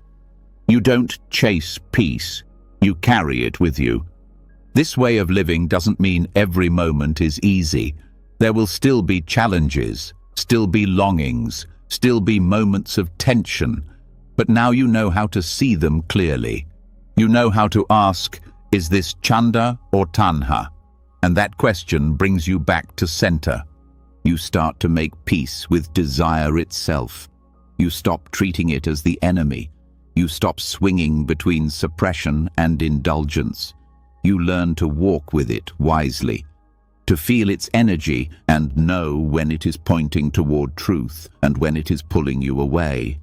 You trust that wise desire doesn't shout. It doesn't rush. It speaks quietly, often through the body, often through stillness. It doesn't offer guarantees, but it offers alignment. And that is worth more than any fleeting reward. Let this understanding stay with you. Let it shape your choices, not through fear, but through care. Let it teach you that you don't need to chase what you already carry. Let it remind you that you are not the hunger. You are the space that sees it clearly. From that space, all things become possible. Without force, without grasping. Just one step, steady and true. When the difference between craving and wise desire becomes clear, you begin to feel the shift in your everyday choices. You're no longer pulled by every shiny possibility. You begin to trust the motivations that come from a place of quiet steadiness. But even with this clarity, the old habit of control still lingers. You might no longer chase goals out of desperation, but a more subtle tension can remain. A desire for things to turn out the way you planned. This fixation on outcome is often disguised. It hides in good intentions. It wears the mask of responsibility, preparation, even love, but its energy is rigid, anxious, and unforgiving, and unless you see it, it continues to shape your actions. This is where mindfulness becomes essential, not just mindfulness of breath or body, but mindfulness of outcome fixation. The ability to notice in real time when your mind shifts from presence to pressure, when your attention leaves the process and moves into grasping for results. This habit is rarely loud. It starts as a tightening in the chest, a flicker of impatience, a subtle story that says, "This needs to work." And if you're not watching, it takes over. Outcome fixation does not only appear in moments of failure or doubt, it can show up even when things are going well. The mind jumps ahead. It begins to script what should happen next. It loses trust in the moment. And the problem isn't that you care, it's that you start to attach your peace to a specific version of how life should unfold. That attachment, even when small, starts to distort your presence. Mindfulness helps you interrupt this before it turns into force. It gives you a pause, a breath, a space between feeling and reaction. You begin to notice when your body tenses before a conversation, when your thoughts begin running toward future outcomes instead of staying grounded in action. This kind of awareness is not analytical, it's experiential. You learn to recognize the shift by how it feels, not by thinking about it. For example, when preparing for something important, a conversation, a project, a decision, the energy behind your preparation reveals everything. Are you acting with care, or are you driven by fear of failure? Are you rooted in clarity, or are you overextending because you believe things must go perfectly? Mindfulness of outcome fixation means catching the moment when your care becomes control. This awareness is not about stopping effort. It's about noticing the difference between intention and attachment. You begin to understand that outcome fixation creates pressure that doesn't make you more effective. It makes you more reactive. Your thinking narrows. Your emotional range contracts. You begin to treat everything like a test instead of a path. Bringing attention to this pattern allows a different kind of wisdom to grow. You start recognizing the moments when you're leaning forward too far, when you're already living in the next hour, the next day, the next conversation. Mindfulness doesn't pull you away from your goals. It simply keeps your feet in the present as you move toward them. This presence transforms how you relate to obstacles. When outcome is your focus, setbacks feel like signs that something is broken. The mind spirals, trying to fix, adjust, or give up. But when you are mindful of the pattern, you begin to respond instead of react. You allow the situation to teach you something instead of confirming your fears. This subtle mindfulness also reveals how often you argue with reality. Outcome fixation is rarely about what's happening. It's about what you think should be happening instead. You compare the present to a mental script, and when they don't match, tension arises. You begin to push against the moment, trying to change it instead of understand it. But mindfulness invites a shift, not into passivity, but into cooperation with what is real. You stop assuming that control is the same as care. You stop confusing surrender with indifference. You begin to see that letting go of outcome doesn't mean letting go of responsibility. It means showing up fully without trying to shape what happens next to fit your expectations. This opens the door to a more honest kind of action. You ask, what is needed here, Instead of, how do I make this go my way? You become more flexible, more responsive, more capable of adapting when things shift, not because you don't care, but because you're no longer attached to a single version of success. One of the clearest signs of outcome fixation is urgency. When mindfulness is present, urgency becomes a signal, not a command. You feel the pressure, but you don't let it drive you. You pause, you breathe, you examine what's underneath the push. Often you'll find fear of failure, rejection, embarrassment. And just seeing that gives you space. You realize you don't have to obey every inner demand. This kind of awareness builds emotional intelligence. You begin to see how your inner world responds to expectation. You notice when you're trying to protect an identity, when you're chasing approval, when you're avoiding disappointment. And instead of being pulled by those forces, you begin to meet them. You see the story before it becomes your behavior. Mindfulness of outcome fixation also shows up in communication. When you speak only to be understood or only to get agreement, you miss the moment. You shape your words to manage how you're received. But when you speak from presence, you say what's true, even if the outcome is uncertain.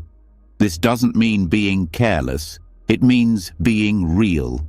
You begin to trust the quality of your expression more than the result it produces. In relationships, this changes everything. So much conflict arises not from what's said, but from the unspoken demand that things go a certain way, that the other person responds just how you hoped. But people don't follow your internal script, and when you let that go, you begin to listen differently. You stop trying to steer the conversation. You begin to hear what's actually being said.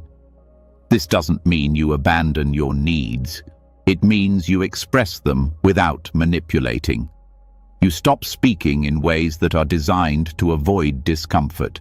You start being honest, even when the outcome is uncertain. And that honesty builds deeper trust, both with yourself and with others. Mindfulness of outcome fixation also frees you from perfectionism. The belief that everything must unfold without flaw is a form of control. It paralyzes action. It shrinks your creativity. But when you see that the desire for perfection is rooted in fear, you can begin to act anyway.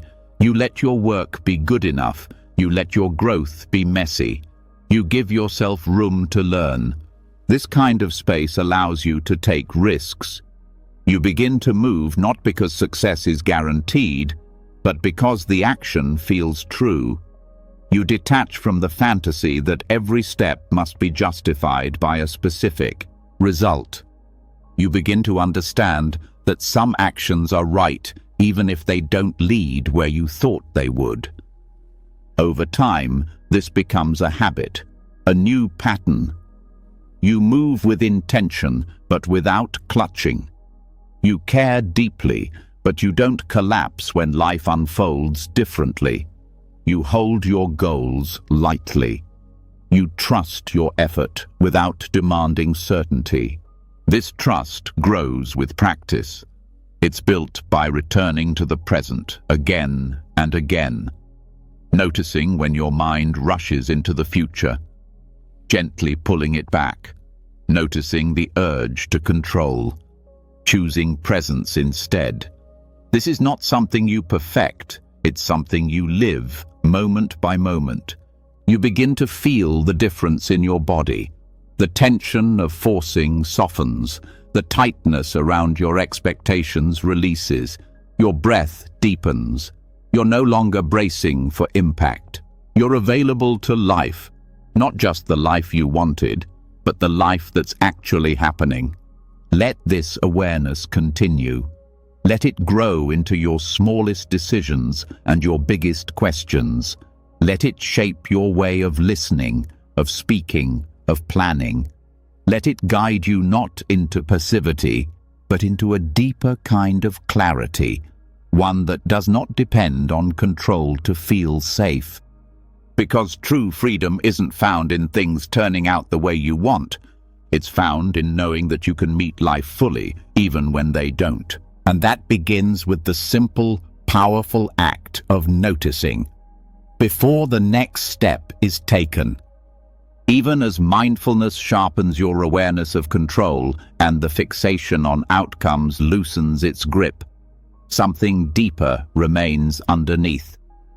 It is the most persistent force behind urgency, perfectionism, and resistance to change. It hides in the background of nearly every grasping impulse.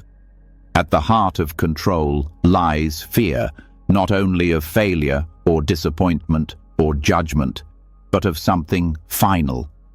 The fear that time is slipping, that loss is unavoidable, that life will end.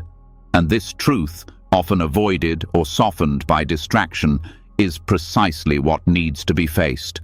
Not with panic, but with clarity. This is where Maranasati begins, mindfulness of death. Contemplating death is not morbid. In Buddhist practice, it is an act of awakening. It cuts through illusion and places the present moment in full perspective. It shows what truly matters. It puts the idea of control into its proper context, not to frighten, but to liberate. Because the more clearly you see the certainty of death, the less interest you have in wasting life on things you cannot truly hold. This reflection begins not with philosophy, but with direct acknowledgement. You will die. This body, no matter how cared for, will not last. This name, this role, this story, they will pass. Everyone you love will also go. Everything you have will change hands or dissolve, and nothing you build will remain untouched by impermanence. When this is forgotten, urgency grows. You cling tighter. You rush to achieve, to fix, to secure. But when this is seen directly, a strange calm begins to rise, because in the face of death, control is revealed for what it is, a false protection, a shield made of ideas. You can't control when you die. You can't guarantee the safety of those you love. You can't stop time. No amount of planning or perfection will hold life in place. And when this becomes real, a different kind of surrender begins. Not despair, not numbness, but a deep, grounded letting go. The Buddha taught Maranasati not to cause fear, but to remove fear, because fear thrives in the unspoken. When death is denied, it grows in the shadows. But when death is seen clearly, it loses its hold. The contemplation becomes a mirror. It shows that what you're trying to secure with control is not actually secure at all, that the desire to manage every outcome is often a way to avoid the truth that nothing is guaranteed. This reflection changes your relationship to time. The obsession with saving time, filling time, managing time, all of it softens when you realize how little of it is actually yours to hold. Instead of trying to squeeze meaning into every second, you begin to appreciate the time you do have. You use it more wisely, not to do more, but to live with more honesty. You stop racing. You begin to listen.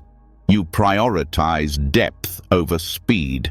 It also changes your relationship to loss. When you resist death, every ending feels like an attack. But when you contemplate it regularly, endings stop being surprises. They become part of the rhythm. You expect them. You honor them. You don't love less. You love more deeply because you know that nothing lasts. This doesn't numb your emotions. It strengthens them with presence. It teaches you to show up while you still can. Maranasati teaches that every attachment you cling to, every identity, every possession, every plan is temporary. This is not a punishment. It's a call to presence. You stop trying to build permanence where there is none. You stop using control to avoid the discomfort of change. You learn to stand in the flow of life, not against it. This reflection also brings humility. You realize that no matter how strong, smart, or successful you are not above death. It puts everyone on equal ground. The need to prove, to impress, to outperform becomes meaningless when placed next to mortality. You stop comparing your life to others. You start focusing on how to live it well. It also teaches compassion. When you remember that everyone is moving toward the same end, you become softer. You judge less. You hold less resentment. The driver who cuts you off, the colleague who annoys you, the friend who disappoints you, they are all, like you, temporary. And that truth opens your heart. You stop taking everything so personally. You see the fragility in others and in yourself. Maranasati also changes your view of suffering. You stop expecting life to be easy. You stop hoping that control will remove pain. Instead, you begin to ask how to meet pain with clarity, how to suffer wisely without adding extra layers of resistance. You begin to understand that avoiding suffering is not the path. Facing it with presence is. This practice sharpens your priorities. It reveals what is noise and what is essential. Many of the things you stress about lose their urgency when placed next to death. You begin to let go of the opinions that don't matter, the arguments that drain your energy, the goals that aren't rooted in your values. You simplify, not out of fear, but from clarity. You also begin to make decisions more cleanly. When you know time is limited, you stop postponing honesty. You say what needs to be said. You walk away when it's time to walk. You commit when something truly matters. You stop delaying your own life out of indecision or fear of being wrong. This awareness brings freedom, because death ends control, but it also ends the illusion that you must have everything figured out. You realize you don't need to be perfect, you just need to be real. You stop hiding, you start showing up more fully, not for others, but because you've stopped believing you have unlimited time to be someone else. Maranasati is not a call to pessimism. It is a call to live while you can, to stop numbing, to stop escaping, to stop believing that control is what will make life meaningful. It is the invitation to step into life completely, with all its mess, beauty, uncertainty, and depth. This reflection deepens gratitude, not the kind you write down as a task, but the kind that flows naturally when you realize this moment will not return. You become grateful for things you used to ignore, a breath, a smile, a quiet hour. You no longer need life to be perfect, you just need to be awake for it. And perhaps most importantly, Maranasati helps you prepare, not for the moment of death itself, but for the moments leading to it. It teaches you how to live in such a way that when the end does come, you are not filled with regret, that you lived honestly, that you showed up, that you let go when it was time to let go. When practiced deeply, this contemplation removes urgency. You stop hurrying toward success. You stop trying to grasp every opportunity. You trust that what matters will come. You become more patient, more kind, more willing to wait and watch life unfold without interference. You also become more courageous, because when death is no longer avoided, you become braver in your choices. You take risks that matter. You speak truths that liberate. You no longer wait for perfect timing, because you know the only time is now. This courage is quiet. It's not about dramatic acts. It's about integrity. It's about saying yes to what is real and saying no to what isn't. It's about holding yourself to a standard, not of success, but of sincerity. Let this reflection be close. Let it sit with you in silence. Let it guide your next decision, your next interaction, your next breath. Not with heaviness, but with depth. Not with fear, but with presence. Because in remembering that life ends, you remember how to live, not in control, not in rush, but in reverence, fully, truthfully, and awake. When you come face to face with the truth of your own impermanence, something begins to shift. You stop pretending that control is protection. You stop filling your time with tasks that only hide your fear of loss. You start asking deeper questions. You begin to listen more carefully to the life around you and notice how little of it was ever fully in your hands. From this awareness, another truth begins to reveal itself. One that further softens the illusion of independence and challenges one of the most praised stories in modern life, the idea of being self-made. The belief that success is created by sheer personal willpower through strength, discipline, and intelligence alone is deeply embedded in many cultures. It's used to define worth, to assign praise or blame, to determine who is deserving. But in the light of Paticca Samuppada, the principle of dependent origination, this story falls apart. Not because effort doesn't matter, but because no action, no result, and no person stands alone. According to this teaching, everything arises based on causes and conditions. Nothing appears by itself. Nothing lasts by itself. Every thought, every emotion, every decision is shaped by a vast web of interconnection. You are not a single, solid self operating in isolation. You are part of a process, a movement that began long before you and will continue long after. This truth is not just philosophical, it's visible in your daily life. Think of a meal. The food on your plate exists because of the farmer, the soil, the rain, the transport system, the store, the people who harvested, cleaned, sold, or prepared it. Even a simple bite contains layers of unseen support.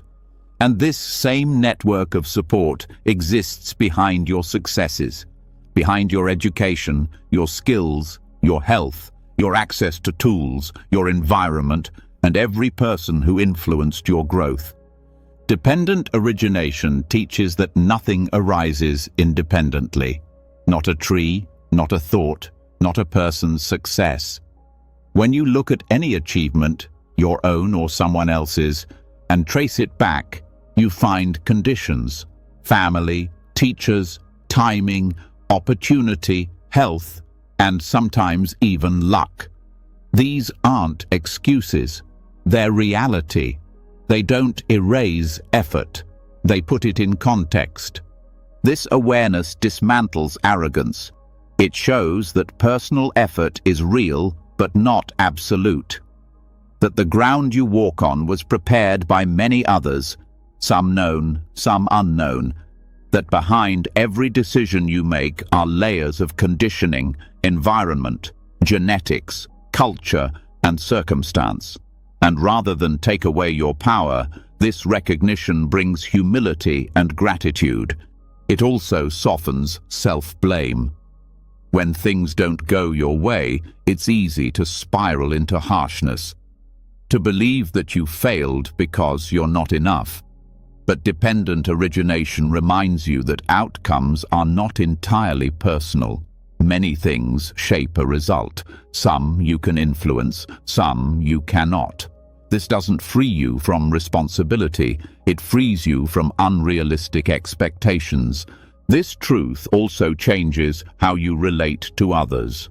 If you believe in the myth of being self-made, it's easy to look down on people who struggle, to assume they simply didn't try hard enough.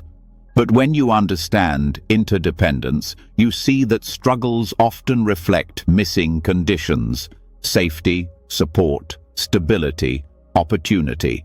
You stop seeing success and failure as moral judgments. You start seeing the full picture. This view encourages generosity. Because you realize how much you've received, you feel moved to pass it on, not from guilt, but from understanding. You don't just help others out of charity. You do it out of recognition that you are not separate.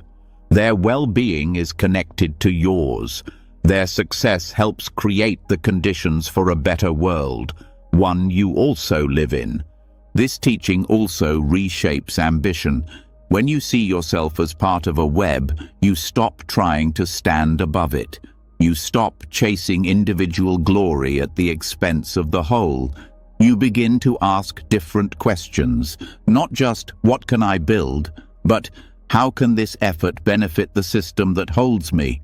Not just how far can I go, but what kind of world am I contributing to? In relationships, dependent origination invites deeper empathy. When someone reacts harshly or closes off, you pause. You consider what causes and conditions may have shaped their behavior. You don't excuse harm, but you stop assuming that everyone is acting from full freedom. You understand that healing requires more than insight. It requires a shift in the entire field of causes and conditions. This teaching also brings patience to personal growth. You no longer expect immediate transformation. You realize that change takes time, because conditions take time to shift. You become more forgiving of your patterns. You start asking, "What's missing here?" instead of "What's wrong with me?" This question opens doors. It invites curiosity and care instead of shame. Dependent origination invites you to think relationally, not in terms of isolated actions, but in systems. You begin to see how small changes ripple, how your choices affect the conditions around you, how your energy, words, and attention shape the field. You understand that your presence is never neutral. It either supports balance or feeds imbalance. This is why mindfulness matters, because when you are aware of your impact, you begin to act with more intention. You choose not only what benefits you, but what supports the health of the whole. You see that peace, kindness, and clarity are not just personal goals. They are contributions to the wider field of life. This truth also helps dissolve jealousy. When someone else succeeds, you don't assume it takes away from you. You understand that their success is not isolated. It came from conditions that are different from yours. And when those conditions are right, your own path will unfold. You don't need to compete. You need to tend to your ground. This teaching also encourages collaboration. The more you see how nothing arises alone, the more you value cooperation over competition. You stop trying to carry everything alone. You ask for help. You offer help. You recognize that progress often moves through relationship, not individual force. Even in spiritual practice, dependent origination brings clarity. You stop comparing your path to others. You understand that everyone's process is shaped by different causes, different habits, wounds, insights, and backgrounds. you stop rushing. You start focusing on what supports your growth now. You trust that with the right conditions, transformation will come. This also helps you let go of false pride. When others praise you, you accept it with grace, but you don't let it inflate your ego. You remember the people, the timing, the chances that helped you get here. You hold your success lightly, not because it doesn't matter, but because it's not only yours. And when things fall apart, this teaching provides resilience. You stop blaming fate or yourself. You ask what shifted in the conditions. You learn to respond, not just react. You understand that life is fluid, that endings are not failures. They are signals that new causes are needed. This view brings freedom from isolation. You stop carrying the burden of life as a solo project. You realize that asking for support is wise, not weak, that contributing to others is natural, not noble. You start to live in a way that acknowledges how deeply we belong to each other. Dependent origination is not just a concept to reflect on. It's a lens to live through. It reminds you that everything you do matters, not because you're the center of the universe, but because you're part of it. Every action supports or disrupts the field. Every choice either deepens harmony or strengthens confusion. Let this awareness shape the way you speak, work, rest, and relate. Let it remind you that no achievement is ever purely individual. Let it soften the pride that separates you and the shame that isolates you. Let it return you to humility, not the kind that makes you small, but the kind that makes you whole. Because in the web of life, no one stands alone. And when you understand this, you no longer need to pretend that you got here by yourself. You begin to walk differently, more aware, more generous, more grounded. And from that place, real strength grows. As the illusion of separation fades and the myth of self-made success dissolves under the light of interdependence, something deeper becomes visible. You begin to see not just how things arise, but also how easily perception becomes distorted. Even when you recognize that nothing happens in isolation, the mind still holds onto preferences, clings to expectations, and compares what is happening to what it thinks should be. This subtle gap between what is real and what is wanted becomes a quiet source of tension, and it's here that the practice of right view becomes essential. Right view is the foundation of the Buddhist path. It's not about beliefs, it's about perception. It trains the mind to see clearly without the filter of craving or resistance, to stop twisting reality into a shape that feels more comfortable and to begin relating to it as it actually is. This shift is not passive. It doesn't mean accepting harm or giving up on change. It means working with what is true, not what is hoped for, imagined, or demanded. The mind is often trained to move toward what I want. Goals, relationships, experiences, even spiritual growth, they're all filtered through personal preference. But when that preference is mistaken for truth, clarity is lost. You begin to live in a world of stories, assumptions, and reactivity. You respond not to what is, but to what you wish was happening instead. And in doing so, you miss the life in front of you. Right view breaks this pattern. It invites stillness before reaction. It invites observation before judgment. It asks you to see causes and conditions, not just conclusions. When something difficult arises, the habitual mind labels it bad, wrong, unfair. But right view asks, what made this arise? What's actually happening beneath the label? This doesn't mean you suppress your feelings, it means you explore them with precision. Anger, sadness, joy, fear, all of it becomes material for understanding. You stop identifying with the emotion. You start witnessing it. You stop saying, "This shouldn't be happening," and start asking, "What is this teaching me?" Right view also helps you detect the mind's tricks. It shows how desire distorts reality. When you want something badly, the mind exaggerates its value. It ignores the costs. It creates stories to justify getting it. The same happens with aversion. When you fear something, the mind magnifies its threat.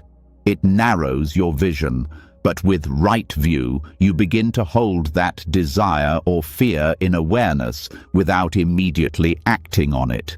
You learn to see your thoughts about reality as different from reality itself. This view also challenges the way comparison arises.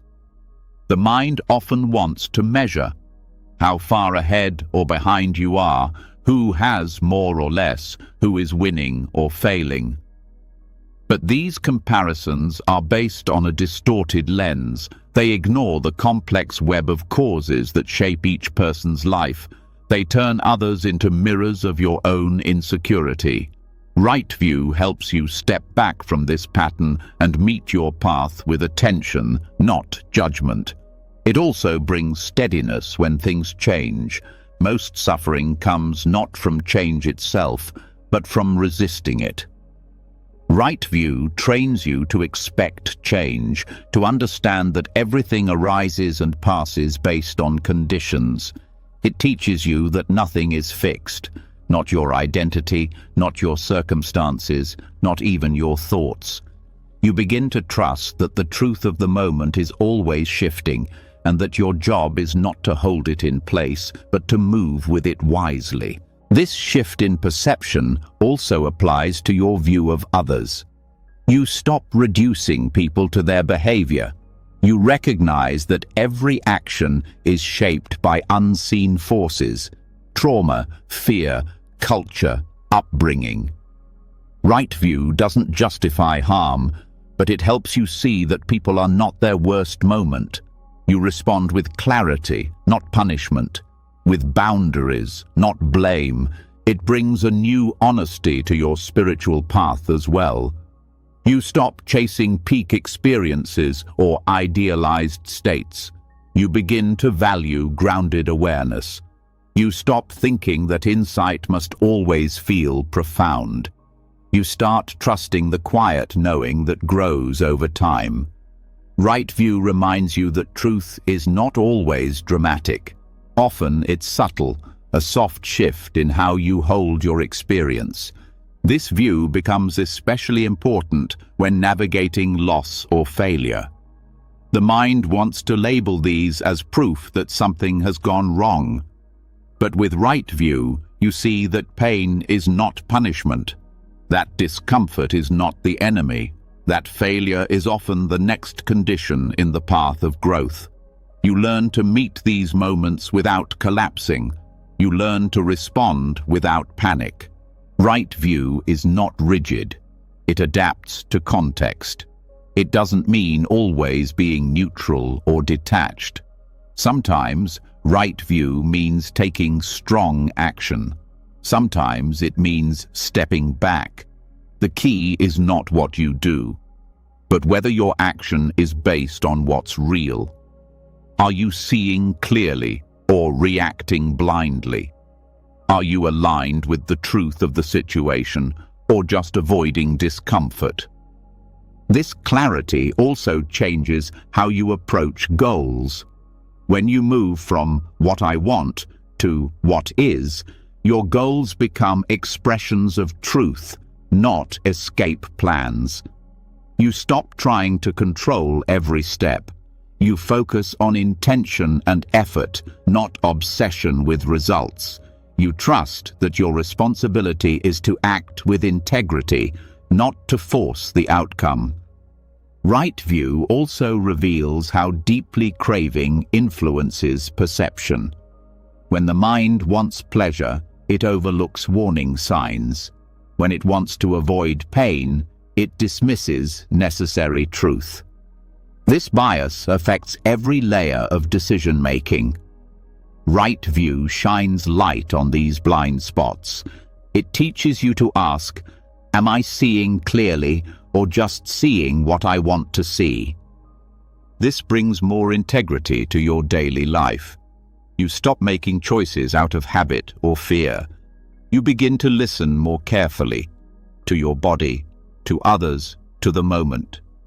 You trust your intuition more, not because it always gives you answers, but because it becomes rooted in clarity, not emotion.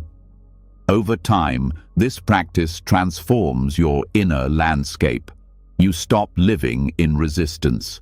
You stop needing things to always match your preferences. You begin to meet life with interest, not expectation. You stop trying to predict or manipulate the future. You start showing up for what's here. This doesn't mean becoming passive. Right view supports wise action, but it asks you to take action from reality, not fantasy. You plan, you prepare, you work, but without illusion. You know that conditions change, that nothing is guaranteed, and so your effort becomes clean, steady, flexible. In conversations, right view teaches you to hear what's really being said, not just what you assume or fear. You ask more questions. You pause before reacting. You listen without preparing your reply. You stop defending your image. You start listening with your whole attention. This view also protects you from self-deception. The mind wants to avoid what's painful to see. It wants to stay comfortable. But right view challenges this. It invites discomfort. It tells you that truth is more valuable than comfort, that growth requires honesty, that peace requires facing what is real, even when it's difficult. Let this awareness continue to deepen. Let it guide how you read situations, how you respond to emotion, how you plan your day. Let it remind you that perception is powerful, and that clarity is not something that happens once, but something you practice in every moment. Because when you begin to see what is truly there, not just what you want to see, you begin to live with real wisdom. You stop arguing with reality. You stop needing life to match your preferences. You begin to meet life as it is, and that meeting point is where freedom begins. As perception shifts from craving to clarity, and you begin to meet life as it truly is, rather than how you wish it to be, something else becomes more obvious: the invisible pressure of time. Even when you start seeing with right view, the clock continues ticking in the background of your mind. You feel it in your breath, your schedule, your comparisons, your fears. It doesn't just push you forward, it weighs on your choices. It shows up as urgency, frustration, restlessness, and often the suffering tied to time doesn't come from time itself, but from the way we relate to it. Buddhism offers a different relationship to time, one that is not linear, not rigid, and not measured by deadlines. It invites you to step outside the belief that progress must follow a strict path, or that worth is proven through speed. It helps you see that urgency is often another form of control, and that clinging to specific timelines is a quiet way of saying, "This moment isn't enough." Letting go of time does not mean letting go of responsibility. It means releasing the anxiety that your life must unfold according to a mental schedule. It means understanding that spiritual growth, healing, creativity, love, none of these obey your preferred timing. They have their own rhythm, They unfold when the conditions are right, not when your calendar demands it. This perspective starts to shift how you view progress. In a linear mindset, progress is always forward. More is better. Faster is stronger. But in Buddhist insight, progress is circular, spiral, even still at times. Some of the most meaningful changes happen when nothing seems to be happening. Silence, pause, waiting. These are not delays. They are part of the process. When you cling to time, you rush. You move faster than your wisdom. You make decisions based on impatience, not alignment. You force conversations before they're ready. You push yourself toward goals that no longer serve you. This creates exhaustion, not from doing too much, but from constantly resisting the present. Letting go of time means dropping the inner stopwatch. It means no longer measuring your growth, your healing, your rest, your relationships against an imagined clock. It means trusting that things are always moving, even when you can't see the movement. That your pace is not wrong. That slowness is not failure. This view helps release the pressure of late blooming, the belief that by a certain age you should have achieved, become, proven something. That narrative is not rooted in truth. It is a cultural story, one that often ignores your actual life experience. Letting go of time means letting yourself bloom when the conditions are finally right, not when the world tells you to. It also frees you from comparing timelines with others.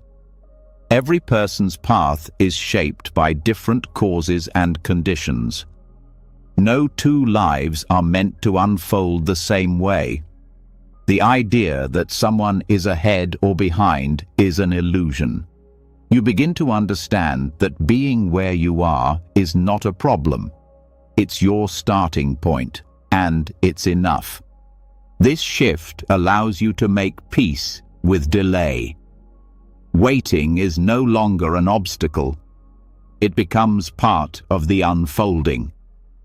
You begin to listen more carefully during pauses. You stop trying to fill every moment. You learn to rest in the in-between, to trust that sometimes nothing happening on the outside means deep integration is happening within, even in daily tasks. Letting go of time changes the energy behind what you do. You start cooking, writing, working, relating, not to check things off a list, but to engage fully. Time slows, not because the clock stops, but because your attention deepens. You experience more of life in each moment. This practice softens your fear of aging. The idea that life diminishes with time begins to dissolve. You stop rushing to stay young, relevant, or impressive. You begin to value presence over appearance, depth over speed. You realize that wisdom doesn't follow a linear path, that some things can only be understood with time, and that the process itself is the teacher. It also helps you face uncertainty. When you're no longer trying to control how quickly things resolve, you become more stable in the unknown. You stop demanding answers before they're ready.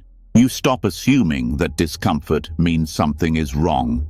You learn to stay with the questions longer, to allow clarity to arrive on its own. This view transforms how you relate to goals. Instead of racing toward a result, you begin to move from purpose. You act because it aligns with your truth, not because you're running out of time. You're no longer chasing milestones. You're cultivating presence. And that presence often leads to more meaningful results. Not because you forced them, but because you stopped rushing them. Letting go of time also restores joy. When you're no longer focused on how much time you have left or how far you have to go, you begin to enjoy where you are. You notice the small moments, the sound of leaves, the way your breath feels, the light through a window. These moments don't look like progress, but they are what a full life is made of.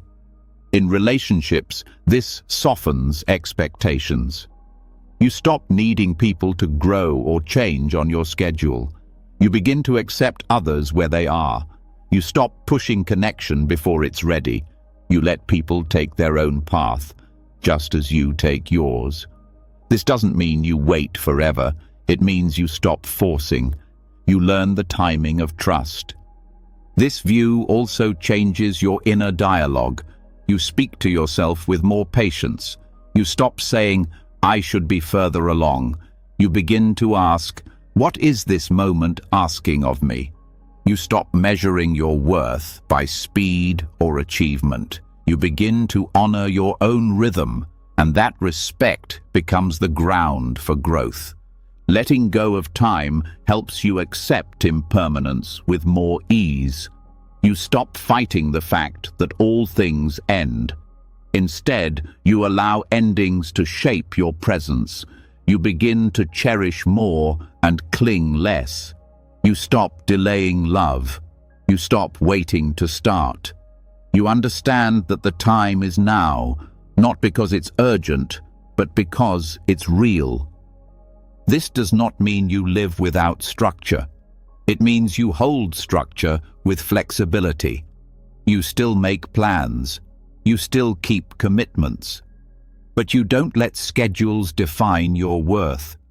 You don't let time pressure override your awareness. You allow the flow of life to inform your timing, not just your to-do list. In spiritual practice, this brings depth. You stop expecting instant transformation. You stop rushing to feel better. You begin to settle into longer processes. You understand that insight ripens in layers, that some teachings must be lived before they're understood, that growth is not always felt, but it's always moving. Let this awareness settle into your breath. Let it loosen the grip of urgency. Let it shift the way you plan, the way you wait, the way you respond. Let it teach you that freedom does not come from perfect timing, but from releasing your demands on time itself. Because peace is not hidden in the future, it's here, underneath the rush, quiet, steady, waiting to be seen. When you begin releasing your grip on time, the mental deadlines, the anxious pacing, the belief that everything must unfold now, a softer rhythm starts to emerge. One that doesn't rush or delay, but flows in alignment with what the moment truly needs. In that space, urgency no longer drives your behavior, but something subtler still remains: the ego's wish to shape, to fix, to control. Even without a clock pushing you, there may still be a voice inside that says, "I must make this happen." This voice can be relentless, and often it hides beneath the surface of good intentions. To meet it fully, what's needed is not more willpower, but compassion. Compassion, or karuna, is not sentimental. It's not about rescuing, pleasing, or becoming passive. It's a direct, heartfelt response to suffering, your own and others. And its power lies in how it dissolves the tightness of ego. Ego wants to control outcomes to protect its sense of importance. Compassion doesn't need to control anything. It sees pain and chooses to stay open anyway. It doesn't panic when things go wrong. It doesn't withdraw when discomfort arises. It simply remains present and engaged. When you meet yourself with compassion, the need to force your way through life starts to fade. You no longer try to bully yourself into growth. You stop defining your worth by your productivity or success. You understand that you're human, imperfect, changing, learning. And this kindness toward your own imperfection makes room for transformation without pressure. The ego, at its root, fears being powerless. It fears failure, rejection, and loss. so it reacts by trying to dominate. It creates rigid goals, expectations, identities. It builds strategies for being right, being seen, being in control. But compassion allows you to turn toward these fears without judgment. It allows you to say, "This hurts, this is hard, but I don't need to fix or prove anything right now. I can simply be here." This internal shift makes your outer actions less reactive. You begin to act from care, not from defense. You speak with understanding, not just with the goal of being understood. You choose what's helpful, not what's most impressive. And because you're no longer obsessed with control, you become more effective. You listen more deeply. You respond more wisely. You give others space to be human too. Compassion also helps dissolve the habit of perfectionism. When ego leads, there's a constant pressure to get things exactly right. Every mistake becomes a threat to your image. But compassion sees mistakes as part of the learning process. It doesn't excuse harm, it simply recognizes that growth involves stumbling. This recognition doesn't make you careless, it makes you more patient and courageous. In relationships, compassion softens the impulse to control how others see you. It allows you to be honest without managing their response. You become more real.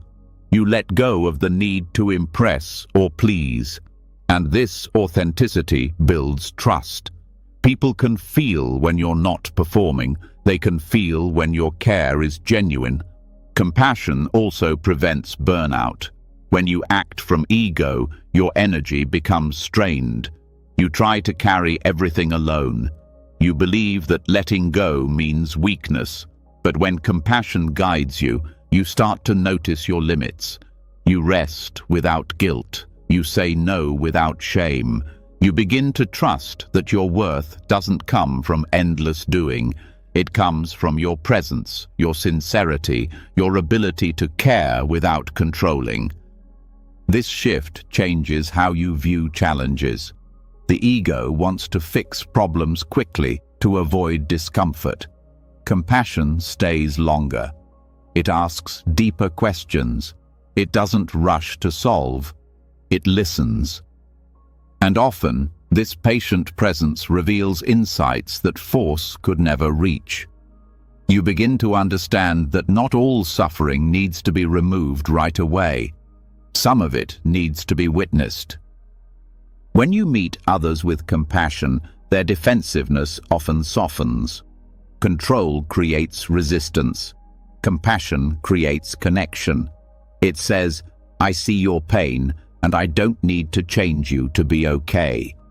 This space allows for real transformation, not because you forced it, but because you stopped demanding it. Even in leadership or influence, compassion brings balance. Without it, power can become manipulation. You start to see people as means to an end, but compassion brings you back to service. You lead not to control outcomes, but to support growth. You stop managing people through fear or pressure. You create environments where truth can emerge. Compassion also reduces inner conflict. So much of the ego's tension comes from resisting your own emotions. When you feel anxious, you try to suppress it. When you're tired, you push through it. When you're angry, you judge yourself. But compassion welcomes these states. It doesn't indulge them. It simply holds them without rejection. And in that holding, they begin to shift. This inner peace makes it easier to let go of certainty. The ego wants to know exactly how everything will turn out. Compassion says, even if I don't know, I can still care. I can still act. It allows you to show up in the unknown without needing to control it. It brings courage, not the kind that forces, but the kind that stays present. In spiritual practice, Compassion dissolves spiritual ambition. The desire to be more advanced, more peaceful, more enlightened. It can become another ego trap. But Karuna reminds you that the path isn't about becoming superior.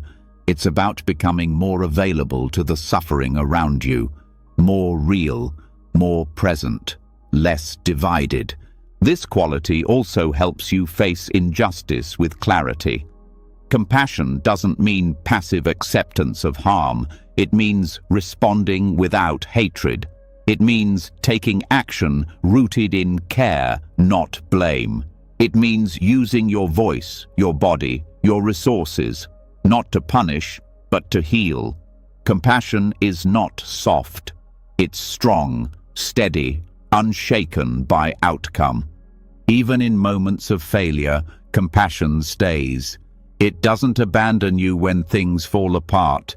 It reminds you that your value does not disappear with your plans, that your heart can stay open even in disappointment. This is how resilience is born, not from pushing through, but from softening into what's here without self-attack. Compassion toward yourself is what makes compassion for others sustainable. When you don't punish your own limits, you don't resent others for theirs. You become less reactive, less critical. You see people as mirrors, not enemies. You stop taking things so personally. You begin to understand that everyone is carrying something unseen. Let compassion shape your day. Let it guide your decisions, your tone, your plans. Let it replace force with care, tension with warmth. Not because things will go perfectly, but because you're no longer trying to dominate reality. You're learning how to meet it with presence, with honesty, with a heart that no longer needs to control in order to feel safe. In that heart, there is room for everything, for growth, for failure, for joy, for grief, for letting go. And in that letting go, the ego's grip weakens, not through resistance, but through kindness. Because what the ego tries to fix with control, compassion begins to heal with presence. And from that healing, your actions change. Not because you've forced them, but because you've allowed them to arise from something deeper, something softer, something true. When compassion begins to take the place of control, you stop needing to shape every moment with pressure. You soften in the presence of difficulty. You allow space for yourself and others to unfold. The urge to dominate slowly gives way to curiosity, to care. But even compassion, when stretched too thin by constant motion, can become strained. There comes a point when even the most sincere presence needs rest, not to escape, but to reset. This is the wisdom behind stepping back, not as retreat in fear, but as retreat in strength. A sacred pause where growth is not pushed, but permitted. In Buddhist practice, this is deeply understood. Monks and practitioners throughout history have stepped away from the world not because they rejected it, but because they knew something essential happens in silence, in stillness, in separation from the noise of constant doing. This isn't isolation for the sake of escape. It's space for clarity to surface, a chance to listen without interruption. And within this space, something surprising often happens. Progress accelerates without force. The modern mind often resists retreat. It sees withdrawal as weakness or laziness. It associates stepping back with falling behind. But that assumption is built on the illusion that constant movement equals effectiveness.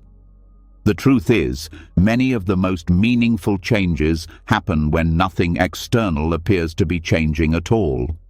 Insight, integration, and deep transformation often require silence and slowness.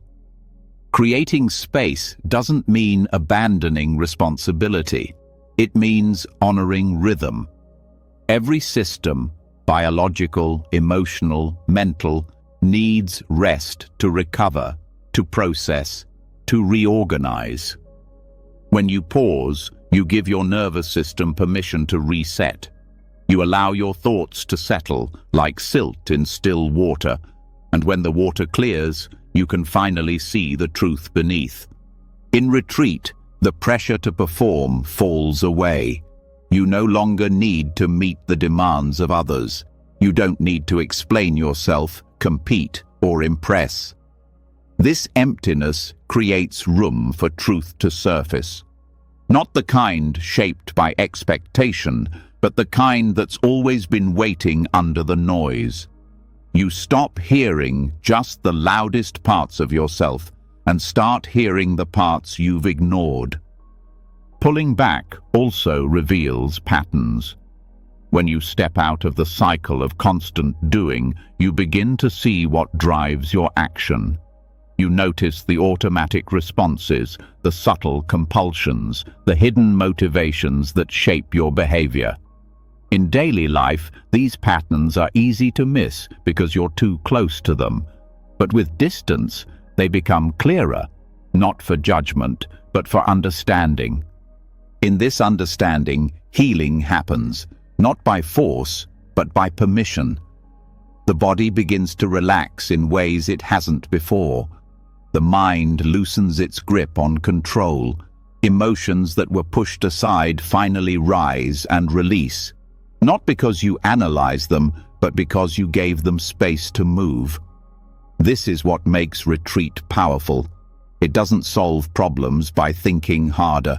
It allows the deeper intelligence of the body and heart to do their quiet work. Stepping back also changes how you relate to goals. You start to see which ones came from truth and which came from fear. You begin to feel which dreams still resonate and which have expired. Without the pressure to prove or produce, your inner compass resets. You remember why you began. And if the original reasons no longer hold, you are free to begin again. This freedom makes it easier to release what no longer fits.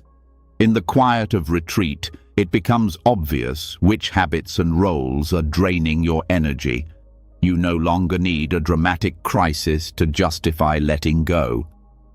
You simply feel the difference between what nourishes you and what depletes you. That clarity doesn't always come through thinking. It often comes through silence. In monastic life, retreats are not escapes. They are resets. They are structured, deliberate, and purposeful. Time is given not just to rest, but to reconnect with the breath, with the present, with reality as it is. You don't retreat to avoid the world. You retreat to meet it with greater awareness. Even short periods of retreat, a few hours, a day, a weekend, can have profound effects. They allow the mind to drop below surface-level thinking. They restore balance. They make space for insight. They renew the body's energy. You don't need to disappear into the mountains to benefit. You need only to create conditions where quiet is allowed to take root. What unfolds in this quiet is not always comfortable. Retreats bring forward what you've avoided, but they also bring the strength to meet it. When you are no longer caught in constant reaction, you can respond with more clarity. When you are no longer pulled by urgency, you can move with deeper purpose. This practice also redefines productivity. You begin to see that being effective isn't about doing more. It's about doing what matters when it's time. And to know what matters, you must be quiet long enough to hear your own truth. Retreat gives you that opportunity. It reminds you that inner wisdom is not missing. It's just crowded out by noise. In this space, the ego's narrative starts to fade. The need to manage every detail, to control every outcome, begins to lose strength, because you've stepped away from the game where worth is earned by performance. And in that pause, you realize that your value isn't based on output. It never was. This realization doesn't make you passive, it makes you free. When you return from retreat, even a brief one, the world hasn't changed, but your relationship to it has. You respond more deliberately. You make fewer decisions from panic. You say yes with clarity and no with kindness. You are less reactive, more centered, more whole, not because you added something new, but because you remembered what was already there. Retreat also teaches you to be alone without loneliness. You begin to feel the richness of your own company. You stop needing constant input or interaction. You learn how to listen inwardly. And from that listening, a new kind of strength arises. Not the strength to fight harder, but the strength to move with grace. In time, you realize that retreat is not separate from life. It is a way of life, a rhythm, a returning. You carry its lessons with you into daily interactions, into work, into love, into conflict. You stop filling every space. You begin to honor the value of stillness, even in motion. Let yourself create this space, even for a few minutes a day. Let yourself pause without guilt. Let the silence speak. Let the body rest. Let the heart unclench. Because from that place of quiet, outcomes unfold not by force, but by alignment. You don't need to push, you need to listen. And in listening, you begin to hear what your life has been trying to tell you all along. When you give yourself permission to step back, when you stop forcing action and allow space for quiet unfolding, something deeper becomes visible. Not just inside of you, but all around you. You start to see that the world keeps turning, even when you're not holding it up. That growth continues even when you rest. That wisdom arises when you stop trying to chase it. In the silence of retreat, there is a quiet truth. You are not doing life alone. You never were. This is the beginning of interbeing. Interbeing is a teaching most clearly expressed through the words and life of Thich Nhat Hanh. It is not just a philosophy. It is an invitation to see the world differently, to recognize that nothing exists by itself. Everything leans on everything else.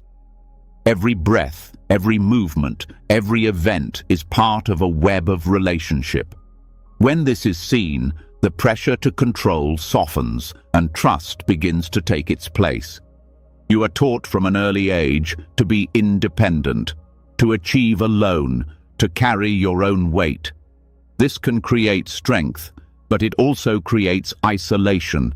It builds the illusion that you must figure out everything by yourself, that you must succeed through your own effort alone. But this belief hides the deeper truth, that life is a shared movement, that nothing arises in isolation, that even your breath is not yours alone. It comes from trees, from clouds, from oceans, from the sun. Interbeing points to this truth with quiet power. The food on your plate was grown by many hands. The ideas in your mind were shaped by books, teachers, and conversations. Your resilience was nourished by those who showed you kindness. Even your struggles were shaped by conditions beyond your control. Nothing stands alone. This understanding dissolves the myth of self-sufficiency. It doesn't make you weak, it makes you connected. It allows you to stop pretending that you must carry everything by yourself. It invites you to lean into the support that has always been there, not just from people, but from nature, from silence, from the structure of life itself. Trusting into being means accepting that life is not a personal project. It is a collective unfolding. You are part of something larger than your plans, larger than your identity. And when you begin to trust that, you stop needing to manipulate every detail. You stop believing that you're responsible for holding everything together. This trust does not make you passive. It makes you more available. You begin to act not from panic, but from participation. You stop trying to master the flow and start learning how to move with it. You stop seeing others as separate. You recognize that their pain is not different from yours, that their joy is part of your joy, that to care for yourself is to care for the whole. This also changes how you respond to setbacks. When you feel disconnected, unsupported, or lost, the ego says, "You failed, you're alone." But into being says, "You are part of something that includes this too.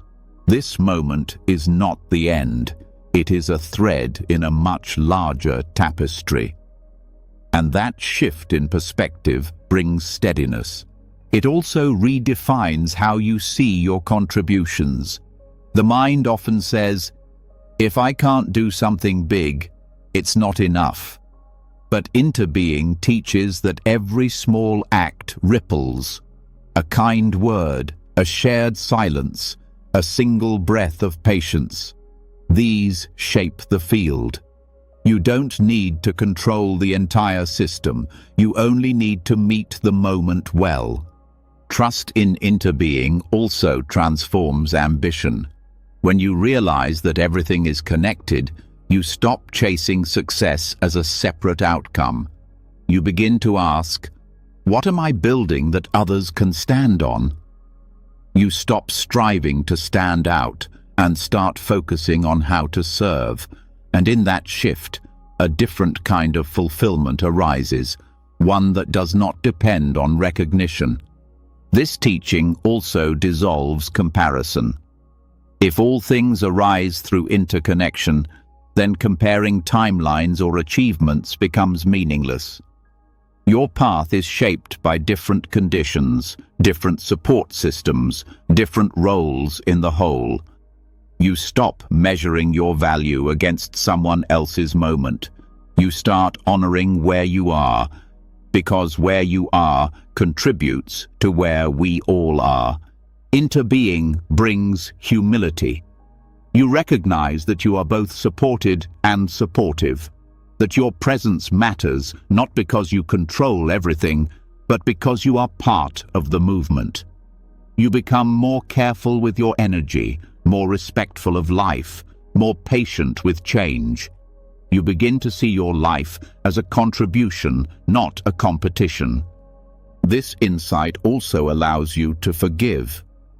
When you see others through the lens of interbeing, you realize that their actions are also shaped by causes you may never see. This does not excuse harm, but it helps you understand it. It softens your anger. It makes space for compassion, not just as a feeling, but as a recognition of shared humanity. Trusting interbeing also invites surrender, not the kind that gives up, but the kind that accepts you are not the only force at work. You stop trying to force results. You start planting seeds with care, trusting that the conditions for growth will come. Maybe now, maybe later. Maybe through you, maybe through someone else.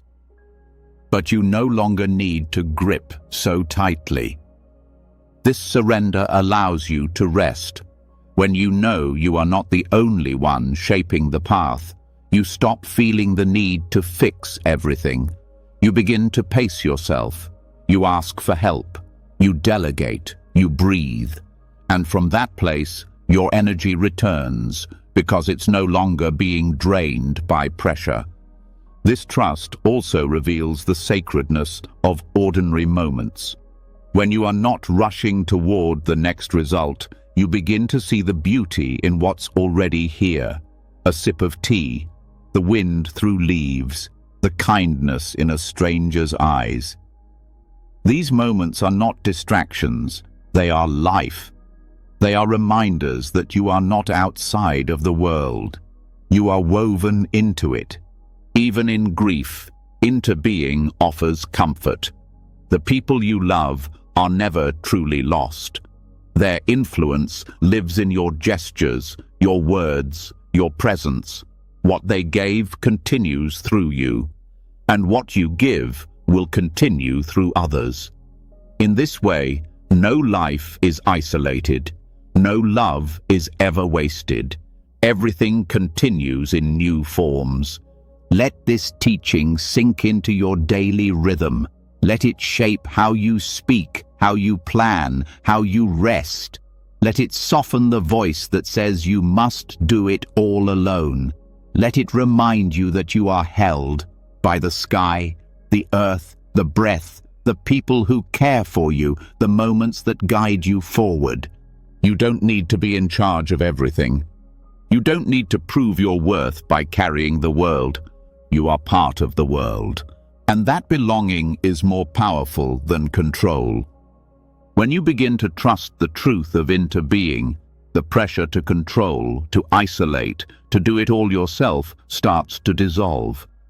You see how everything you are and everything you become is supported by a network so vast it cannot be measured. You stop pretending that your worth comes from standing apart. You start to feel the deep freedom of being part of something greater. But even within this web of connection, there still exists a force that keeps pulling. The mind's tendency to reach, grasp, accumulate, hold. The belief that having more, achieving more, or being more will finally make you enough.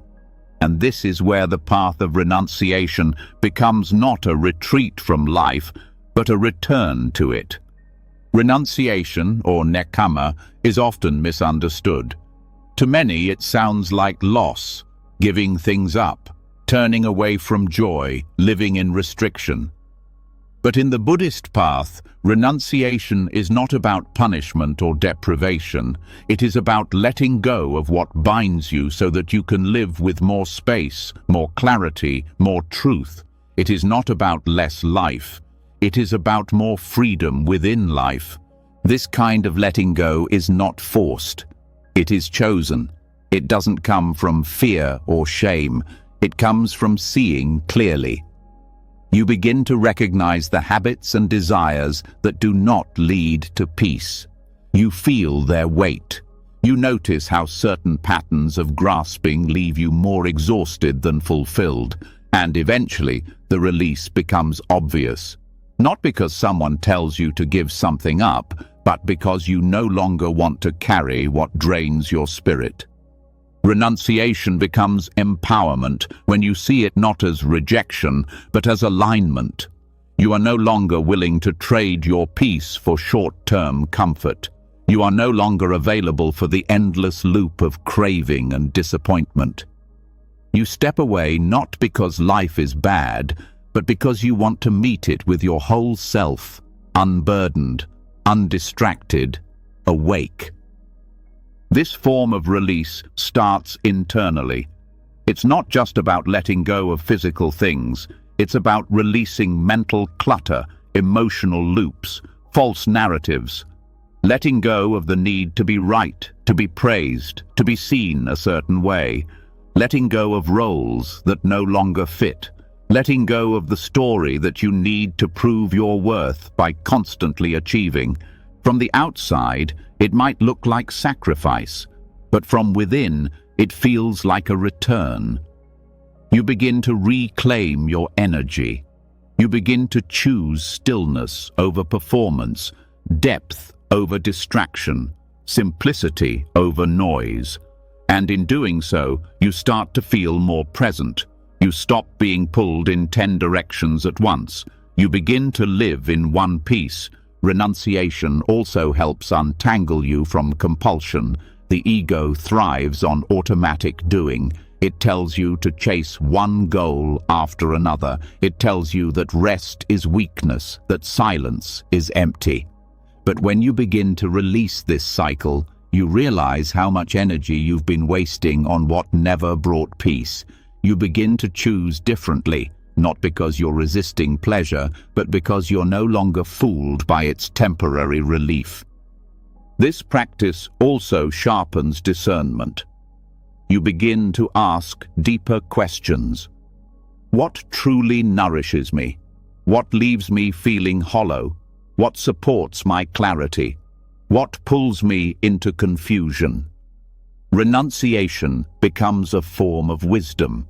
You start to say no, not as denial, but as devotion. You no longer chase what doesn't matter. Even in relationships, this path becomes clear. You stop clinging to people from fear of being alone. You stop holding on to connections that no longer reflect truth. You no longer need someone else to complete you or fix your pain. You release the grasping, and in that space, real love becomes possible. Love without dependency, without pressure, without control. Renunciation also creates room for joy. Not the joy that comes from stimulation, but the joy that rises quietly when your heart is no longer divided. You begin to delight in stillness. You feel beauty in simplicity. You stop needing constant input to feel alive. The mind becomes clearer, the body becomes lighter, the heart becomes softer. This freedom makes your practice more honest. You are no longer meditating to escape pain or to reach some ideal state. You're not performing spirituality. You're present. You begin to sit not to achieve peace, but to remember it. You renounce the need for progress. You return to the breath. You return to what is already here. This doesn't mean you walk away from the world. It means you meet it differently. You work, you serve, you love, but without being entangled. You stop needing things to go your way. You stop holding on to what is already passing. You stop forcing outcomes. And in that release, your actions become more powerful, not because you're doing more, but because you're doing what is needed, nothing extra. Renunciation also protects your time. You begin to see how many hours are lost in unconscious habits, scrolling, consuming, comparing, distracting, not because you're lazy, but because you're afraid to feel what's underneath. But when you begin to let go of avoidance, time expands. You start living deliberately. You start choosing your focus, and with that focus comes depth. This path is not about denying pleasure. It's about seeing which pleasures bring peace and which bring noise. It's about choosing the kind of happiness that doesn't fade when the moment ends. You stop running toward stimulation and start leaning into contentment. You begin to understand that less craving means more presence. Less reaching means more connection. There is power in this simplicity, a kind of dignity that doesn't depend on status or success. You stop needing to decorate your life to prove its value. You begin to love the ordinary. You find beauty in what is quiet, unnoticed, real. Your attention sharpens. Your heart becomes more available. You start living from essence, not from image. Renunciation also builds strength. Because letting go is not always easy. It asks you to face what you've avoided. It asks you to stand in discomfort without reaching for distraction. It teaches you to hold pain without collapsing, to feel emptiness without rushing to fill it. This strength is not hard or rigid. It's the strength of someone who trusts their own clarity more than their cravings. Over time, this practice brings peace, not the fragile peace of getting what you want, but the deep peace of not needing it anymore. You are no longer tossed by every craving. You are no longer pushed by every urge. You live with fewer demands, and in that spaciousness, joy arises. A joy that doesn't depend on changing anything, because the heart itself has changed. This path is not distant or cold. It is full of life, full of presence. It asks not for less feeling, but for clearer feeling. Not for less connection, but for deeper connection. Not for less engagement, but for wiser engagement. You let go not to escape, but to return to what matters, to what's real, to what you no longer want to live without. Let this way of letting go become your strength. Let it be the doorway back to yourself. Let it show you that you do not need to carry what hurts you, that you are allowed to rest, that you are allowed to choose peace, even if it means walking away from things others chase. Because you have begun to see some things are only heavy because they are no longer yours to hold. When you begin to let go, not from avoidance, but from clarity, something inside you softens. The space that renunciation creates is not empty. It's full of truth. You begin to see more clearly what you've been carrying and why. And often, in that stillness, something long buried comes to the surface. Pain. Not just physical or emotional discomfort, but the raw, unfiltered kind of pain that has been hidden behind striving, control, and distraction. Letting go doesn't erase pain. It simply removes the noise around it. And when that noise is gone, you finally face the truth. Pain is not what breaks you. Resistance is. This is where the Buddha's teaching of the two arrows becomes essential. He described it in simple terms. The first arrow is the unavoidable pain of being human. Illness, loss, failure, aging, disappointment. It is part of life. No one escapes it. But the second arrow is the suffering we create around that pain. The mental story, the judgment, the fear, the resistance. The second arrow is not inevitable. It is optional, and it is often more painful than the first. When pain arises, the instinct is to resist, to push it away, to avoid it, deny it, fix it, or numb it. But resistance is a reaction, not a solution. The more you fight pain, the more tightly it holds on. The mind tries to escape it by blaming, comparing, or replaying the past. The body tenses, the breath shortens, and all of this adds a layer of suffering that wasn't there to begin with. Mindfulness invites a different response.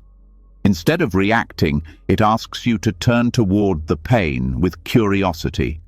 Not to indulge it or dramatize it, but to meet it directly. To feel the first arrow, fully, honestly, without adding the second. This doesn't mean you enjoy pain. It means you stop amplifying it. You allow it to rise and fall without building a prison around it. This shift changes everything. You begin to notice when you're making things harder than they need to be. A difficult conversation becomes 10 times heavier when you rehearse it for days in your mind. A small mistake becomes a wound when you replay it with shame. The actual experience may have passed, but the second arrow keeps it alive. And often, the second arrow lasts longer than the first. Seeing this clearly gives you power, not to avoid pain, but to stop making it worse.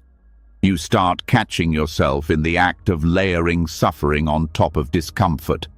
You notice the should that follows disappointment, the self-criticism that follows sadness, the fear that follows uncertainty. And you begin to ask, is this the second arrow? The answer is often yes. And with that awareness, you can stop. You don't need to add judgment to grief. You don't need to add fear to fatigue. You don't need to add resistance to loss. The pain is already here. Adding more won't protect you. It will only close your heart. This teaching also applies to outcome clinging. When things don't go the way you hoped, the first arrow may be loss or disappointment, but the second arrow is the belief that it shouldn't have happened, that you failed, that life is unfair. These stories don't ease the pain, they deepen it. Clinging to a version of how things should be creates tension around how they are. When you begin to release those stories, pain becomes cleaner. It hurts, but it passes. You cry, but you don't collapse. You feel anger, but you don't lose your center. You are able to stay with what is, without spiraling into what could have been. This is not detachment, it is presence. Allowing pain without resistance also strengthens compassion. When you know what it's like to feel sadness without shame, fear without failure, you become more patient with others. You stop needing people to feel better just to ease your own discomfort. You allow space for them to have their process, just as you've learned to have yours. This also helps you navigate healing. Often, the hardest part of healing is not the original wound, but your judgment of it. You think, I should be over this by now. You feel shame for still hurting, but the second arrow never heals the first. Only kindness does. Only patience does. Only meeting the pain without a story lets it move through. This approach also shifts your response to fear. When fear arises, the mind wants to fight or flee, but often fear is just a signal, not a threat. When you stop reacting to fear as a failure, you can listen to it. You can feel it without obeying it. You can meet it with steadiness, and slowly it loses its grip. In daily life, this awareness becomes practical. A delay, a misstep, an unexpected change. All of these are first arrows. But what you add afterward makes the difference. Do you tighten, blame, rush to fix? Or do you pause, breathe, notice, respond? The habit is to resist. The practice is to allow. This doesn't mean you stop taking action. It means you take action without panic. You move from clarity, not from reactivity. You don't waste energy on stories that keep you stuck. You face what is needed without turning every challenge into a crisis. Over time, this changes your relationship with discomfort. You stop fearing it. You stop needing life to be free of pain. You start trusting that you can meet what comes, not because you enjoy suffering, but because you no longer fear the first arrow. You've learned that the second arrow is where most of the suffering lives. This trust also brings a sense of dignity. You don't need to collapse in the face of hardship. You don't need to hide your pain or exaggerate it. You meet it directly with presence. And in doing so, you discover that your strength does not come from avoiding difficulty, but from your ability to remain whole within it. Let this teaching settle into your awareness. Let it guide the way you meet your next hard moment. Let it remind you that pain is not the enemy, resistance is. That presence is stronger than panic. That clarity is more powerful than control, because the first arrow may be sharp, but the second is often your own hand. And the moment you stop driving it deeper, you begin to heal. As you stop firing the second arrow, something unexpected happens. The pain remains, but it becomes lighter. The moment still hurts, but it no longer defines you. You begin to see clearly how much suffering is created not by what happens, but by how you respond. This shift marks a new kind of intelligence, one that sees that not every difficulty is a problem to fix, and not every discomfort is a battle to win. From this understanding, the ground becomes fertile for another essential teaching: skillful means. Skillful means, or upaya, is the art of wisdom in context. It is the understanding that truth is not always about doing more. Sometimes it is about stepping back, softening, or doing nothing at all. In the Buddhist tradition, skillful means is not about following rigid rules. It is about meeting the moment with clarity and adapting to what it actually needs. It asks, what works here? What leads to less harm? What supports awareness, even if it doesn't look like success?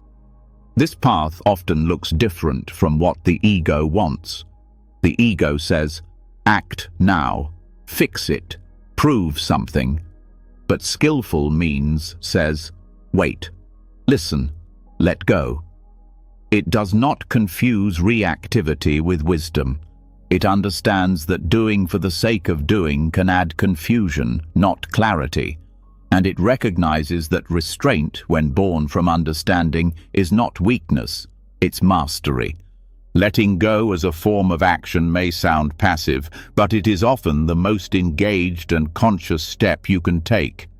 It means choosing not to feed the fire, not to continue the argument, not to repeat the same pattern. It means having the strength to stop when your habit is to push forward. It means trusting that allowing space is sometimes what changes everything. This teaching is rooted in deep discernment. It is not about avoiding effort. It is about placing effort where it will serve. A skilled archer does not shoot at every target. A wise person does not speak in every silence. There is a kind of timing that cannot be calculated. It can only be sensed through presence. Skillful means is born from that presence. Letting go can be a form of action in many situations. When a conversation begins to escalate and you choose not to prove your point. When a relationship feels stuck and you stop trying to control how the other person changes. When life doesn't unfold on your timeline and you stop grasping at certainty. These moments are not resignation, they are precision. Skillful means requires humility. It asks you to let go of your plans when they no longer match reality. It asks you to admit when pushing harder is not helping. It teaches you to move with life, not against it. And this requires deep listening to yourself, to others, to the moment as it is. This way of responding does not mean avoiding difficulty. It means meeting difficulty in the most effective way. Sometimes that means pausing. Sometimes that means changing direction. Sometimes that means doing the uncomfortable thing, not because it feels right emotionally, but because it brings long-term clarity. Letting go as skillful means becomes especially powerful when dealing with emotional reactivity. When you feel anger, fear, or shame rise, the habitual mind wants to respond immediately, to speak, to act, to resolve. But wisdom often asks for stillness. Not because the feeling is wrong, but because it hasn't yet ripened into clarity. Skillful means says, let the emotion breathe before it becomes behavior. This pause creates space for insight. You begin to see that not every urge is wise, that not every reaction is needed, that the timing of your response matters as much as the content. And when you wait, when you step back, when you let go of the need to resolve everything quickly, the right next step often reveals itself, not from force, but from unfolding. In relationships, this becomes essential. You begin to realize that helping someone does not always mean giving advice. That support sometimes means silence. That loving someone may include letting them face discomfort without interference. Skillful means teaches that presence is not always active. Sometimes it is the act of simply being with. Letting go also means releasing the need for validation. The mind often wants to be seen, praised, understood. But acting from that need can cloud your choices. Skillful means says, act for the benefit of the moment, not for your image. Speak when it helps. Stay silent when it doesn't. Release the need to be the hero in your own story. This freedom allows you to navigate complexity with more ease. When you stop needing to be right or to win or to fix everything, you can see the situation more clearly. You can ask better questions. You can shift your role, your tone, your presence. And often, what once felt stuck begins to move. Not because you forced it, but because you stopped clinging. Skillful means is not about doing nothing. It is about doing the right thing at the right time for the right reasons. And sometimes that means letting go of timing, of results, of certainty. It means trusting that the process has a rhythm, that life does not need your constant management to unfold wisely. This trust deepens with practice. You begin to notice where your effort is helpful and where it is compulsive. You learn when to step forward and when to step back. You learn to recognize the difference between surrender and collapse. And slowly, your actions become more aligned, more spacious, more effective. This way of moving through life requires patience. Skillful means is not always fast. It doesn't always produce immediate results. But it builds something stronger, a life based not on reaction, but on understanding. A life where your energy is no longer scattered. A life where your presence itself becomes a form of support. Even in spiritual practice, this teaching applies. Not every session is about reaching a state. Sometimes the most skillful thing is to let go of striving and simply sit. To stop trying to achieve insight and just be with your breath. To stop fixing the self and start accepting the self. From that space, transformation happens. Not because you forced it, but because you finally allowed it. Letting go does not mean doing less. It means doing with more awareness, with more care, with more trust in the wisdom of pause. It means choosing not to push when pushing will only create more resistance. It means stepping back, not out of fear, but out of clarity. In a world that often rewards noise, speed, and performance, skillful means is a quiet revolution. It is the wisdom that recognizes. Sometimes, the most powerful thing you can do is stop, breathe, wait. Let the truth of the moment reveal itself before deciding how to meet it. Let this wisdom guide you forward. Let it shape the way you speak, act, and rest. Let it remind you that mastery is not about control. It's about responsiveness, about knowing when your action adds clarity and when your silence does more. About trusting that sometimes the best way forward is not to force your way through, but to step aside and let what wants to happen, happen. You've walked through some of the deepest teachings in Buddhist wisdom, not to learn how to escape life, but how to live it without grasping, without forcing, without wearing yourself thin, trying to control what can't be held. You've seen how craving twists desire, how identity fuels tension, how silence heals more than words, and how letting go can sometimes be the most powerful move of all. You've learned to spot the second arrow, to release timelines, to rest in presence, and to trust the quiet intelligence of interbeing. You've felt how compassion dissolves the ego, how retreat creates transformation, and how renunciation isn't loss, it's freedom. This isn't about doing less, it's about doing from peace instead of panic, from clarity, not pressure, from wisdom, not fear. So as you drift into sleep, let the lessons settle deeper than thought. Let your breath soften. Let your hands unclench. There's nothing to fix, no outcome to chase, just this moment, quietly unfolding, and you finally at ease within it.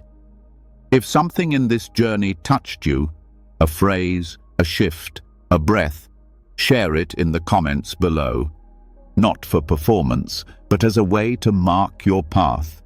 Your insight might be the spark someone else needs to hear tonight. And if you'd like to keep exploring this kind of wisdom, don't forget to subscribe and turn on the bell. We're building a space here for clarity, calm, and real growth, and you're always welcome.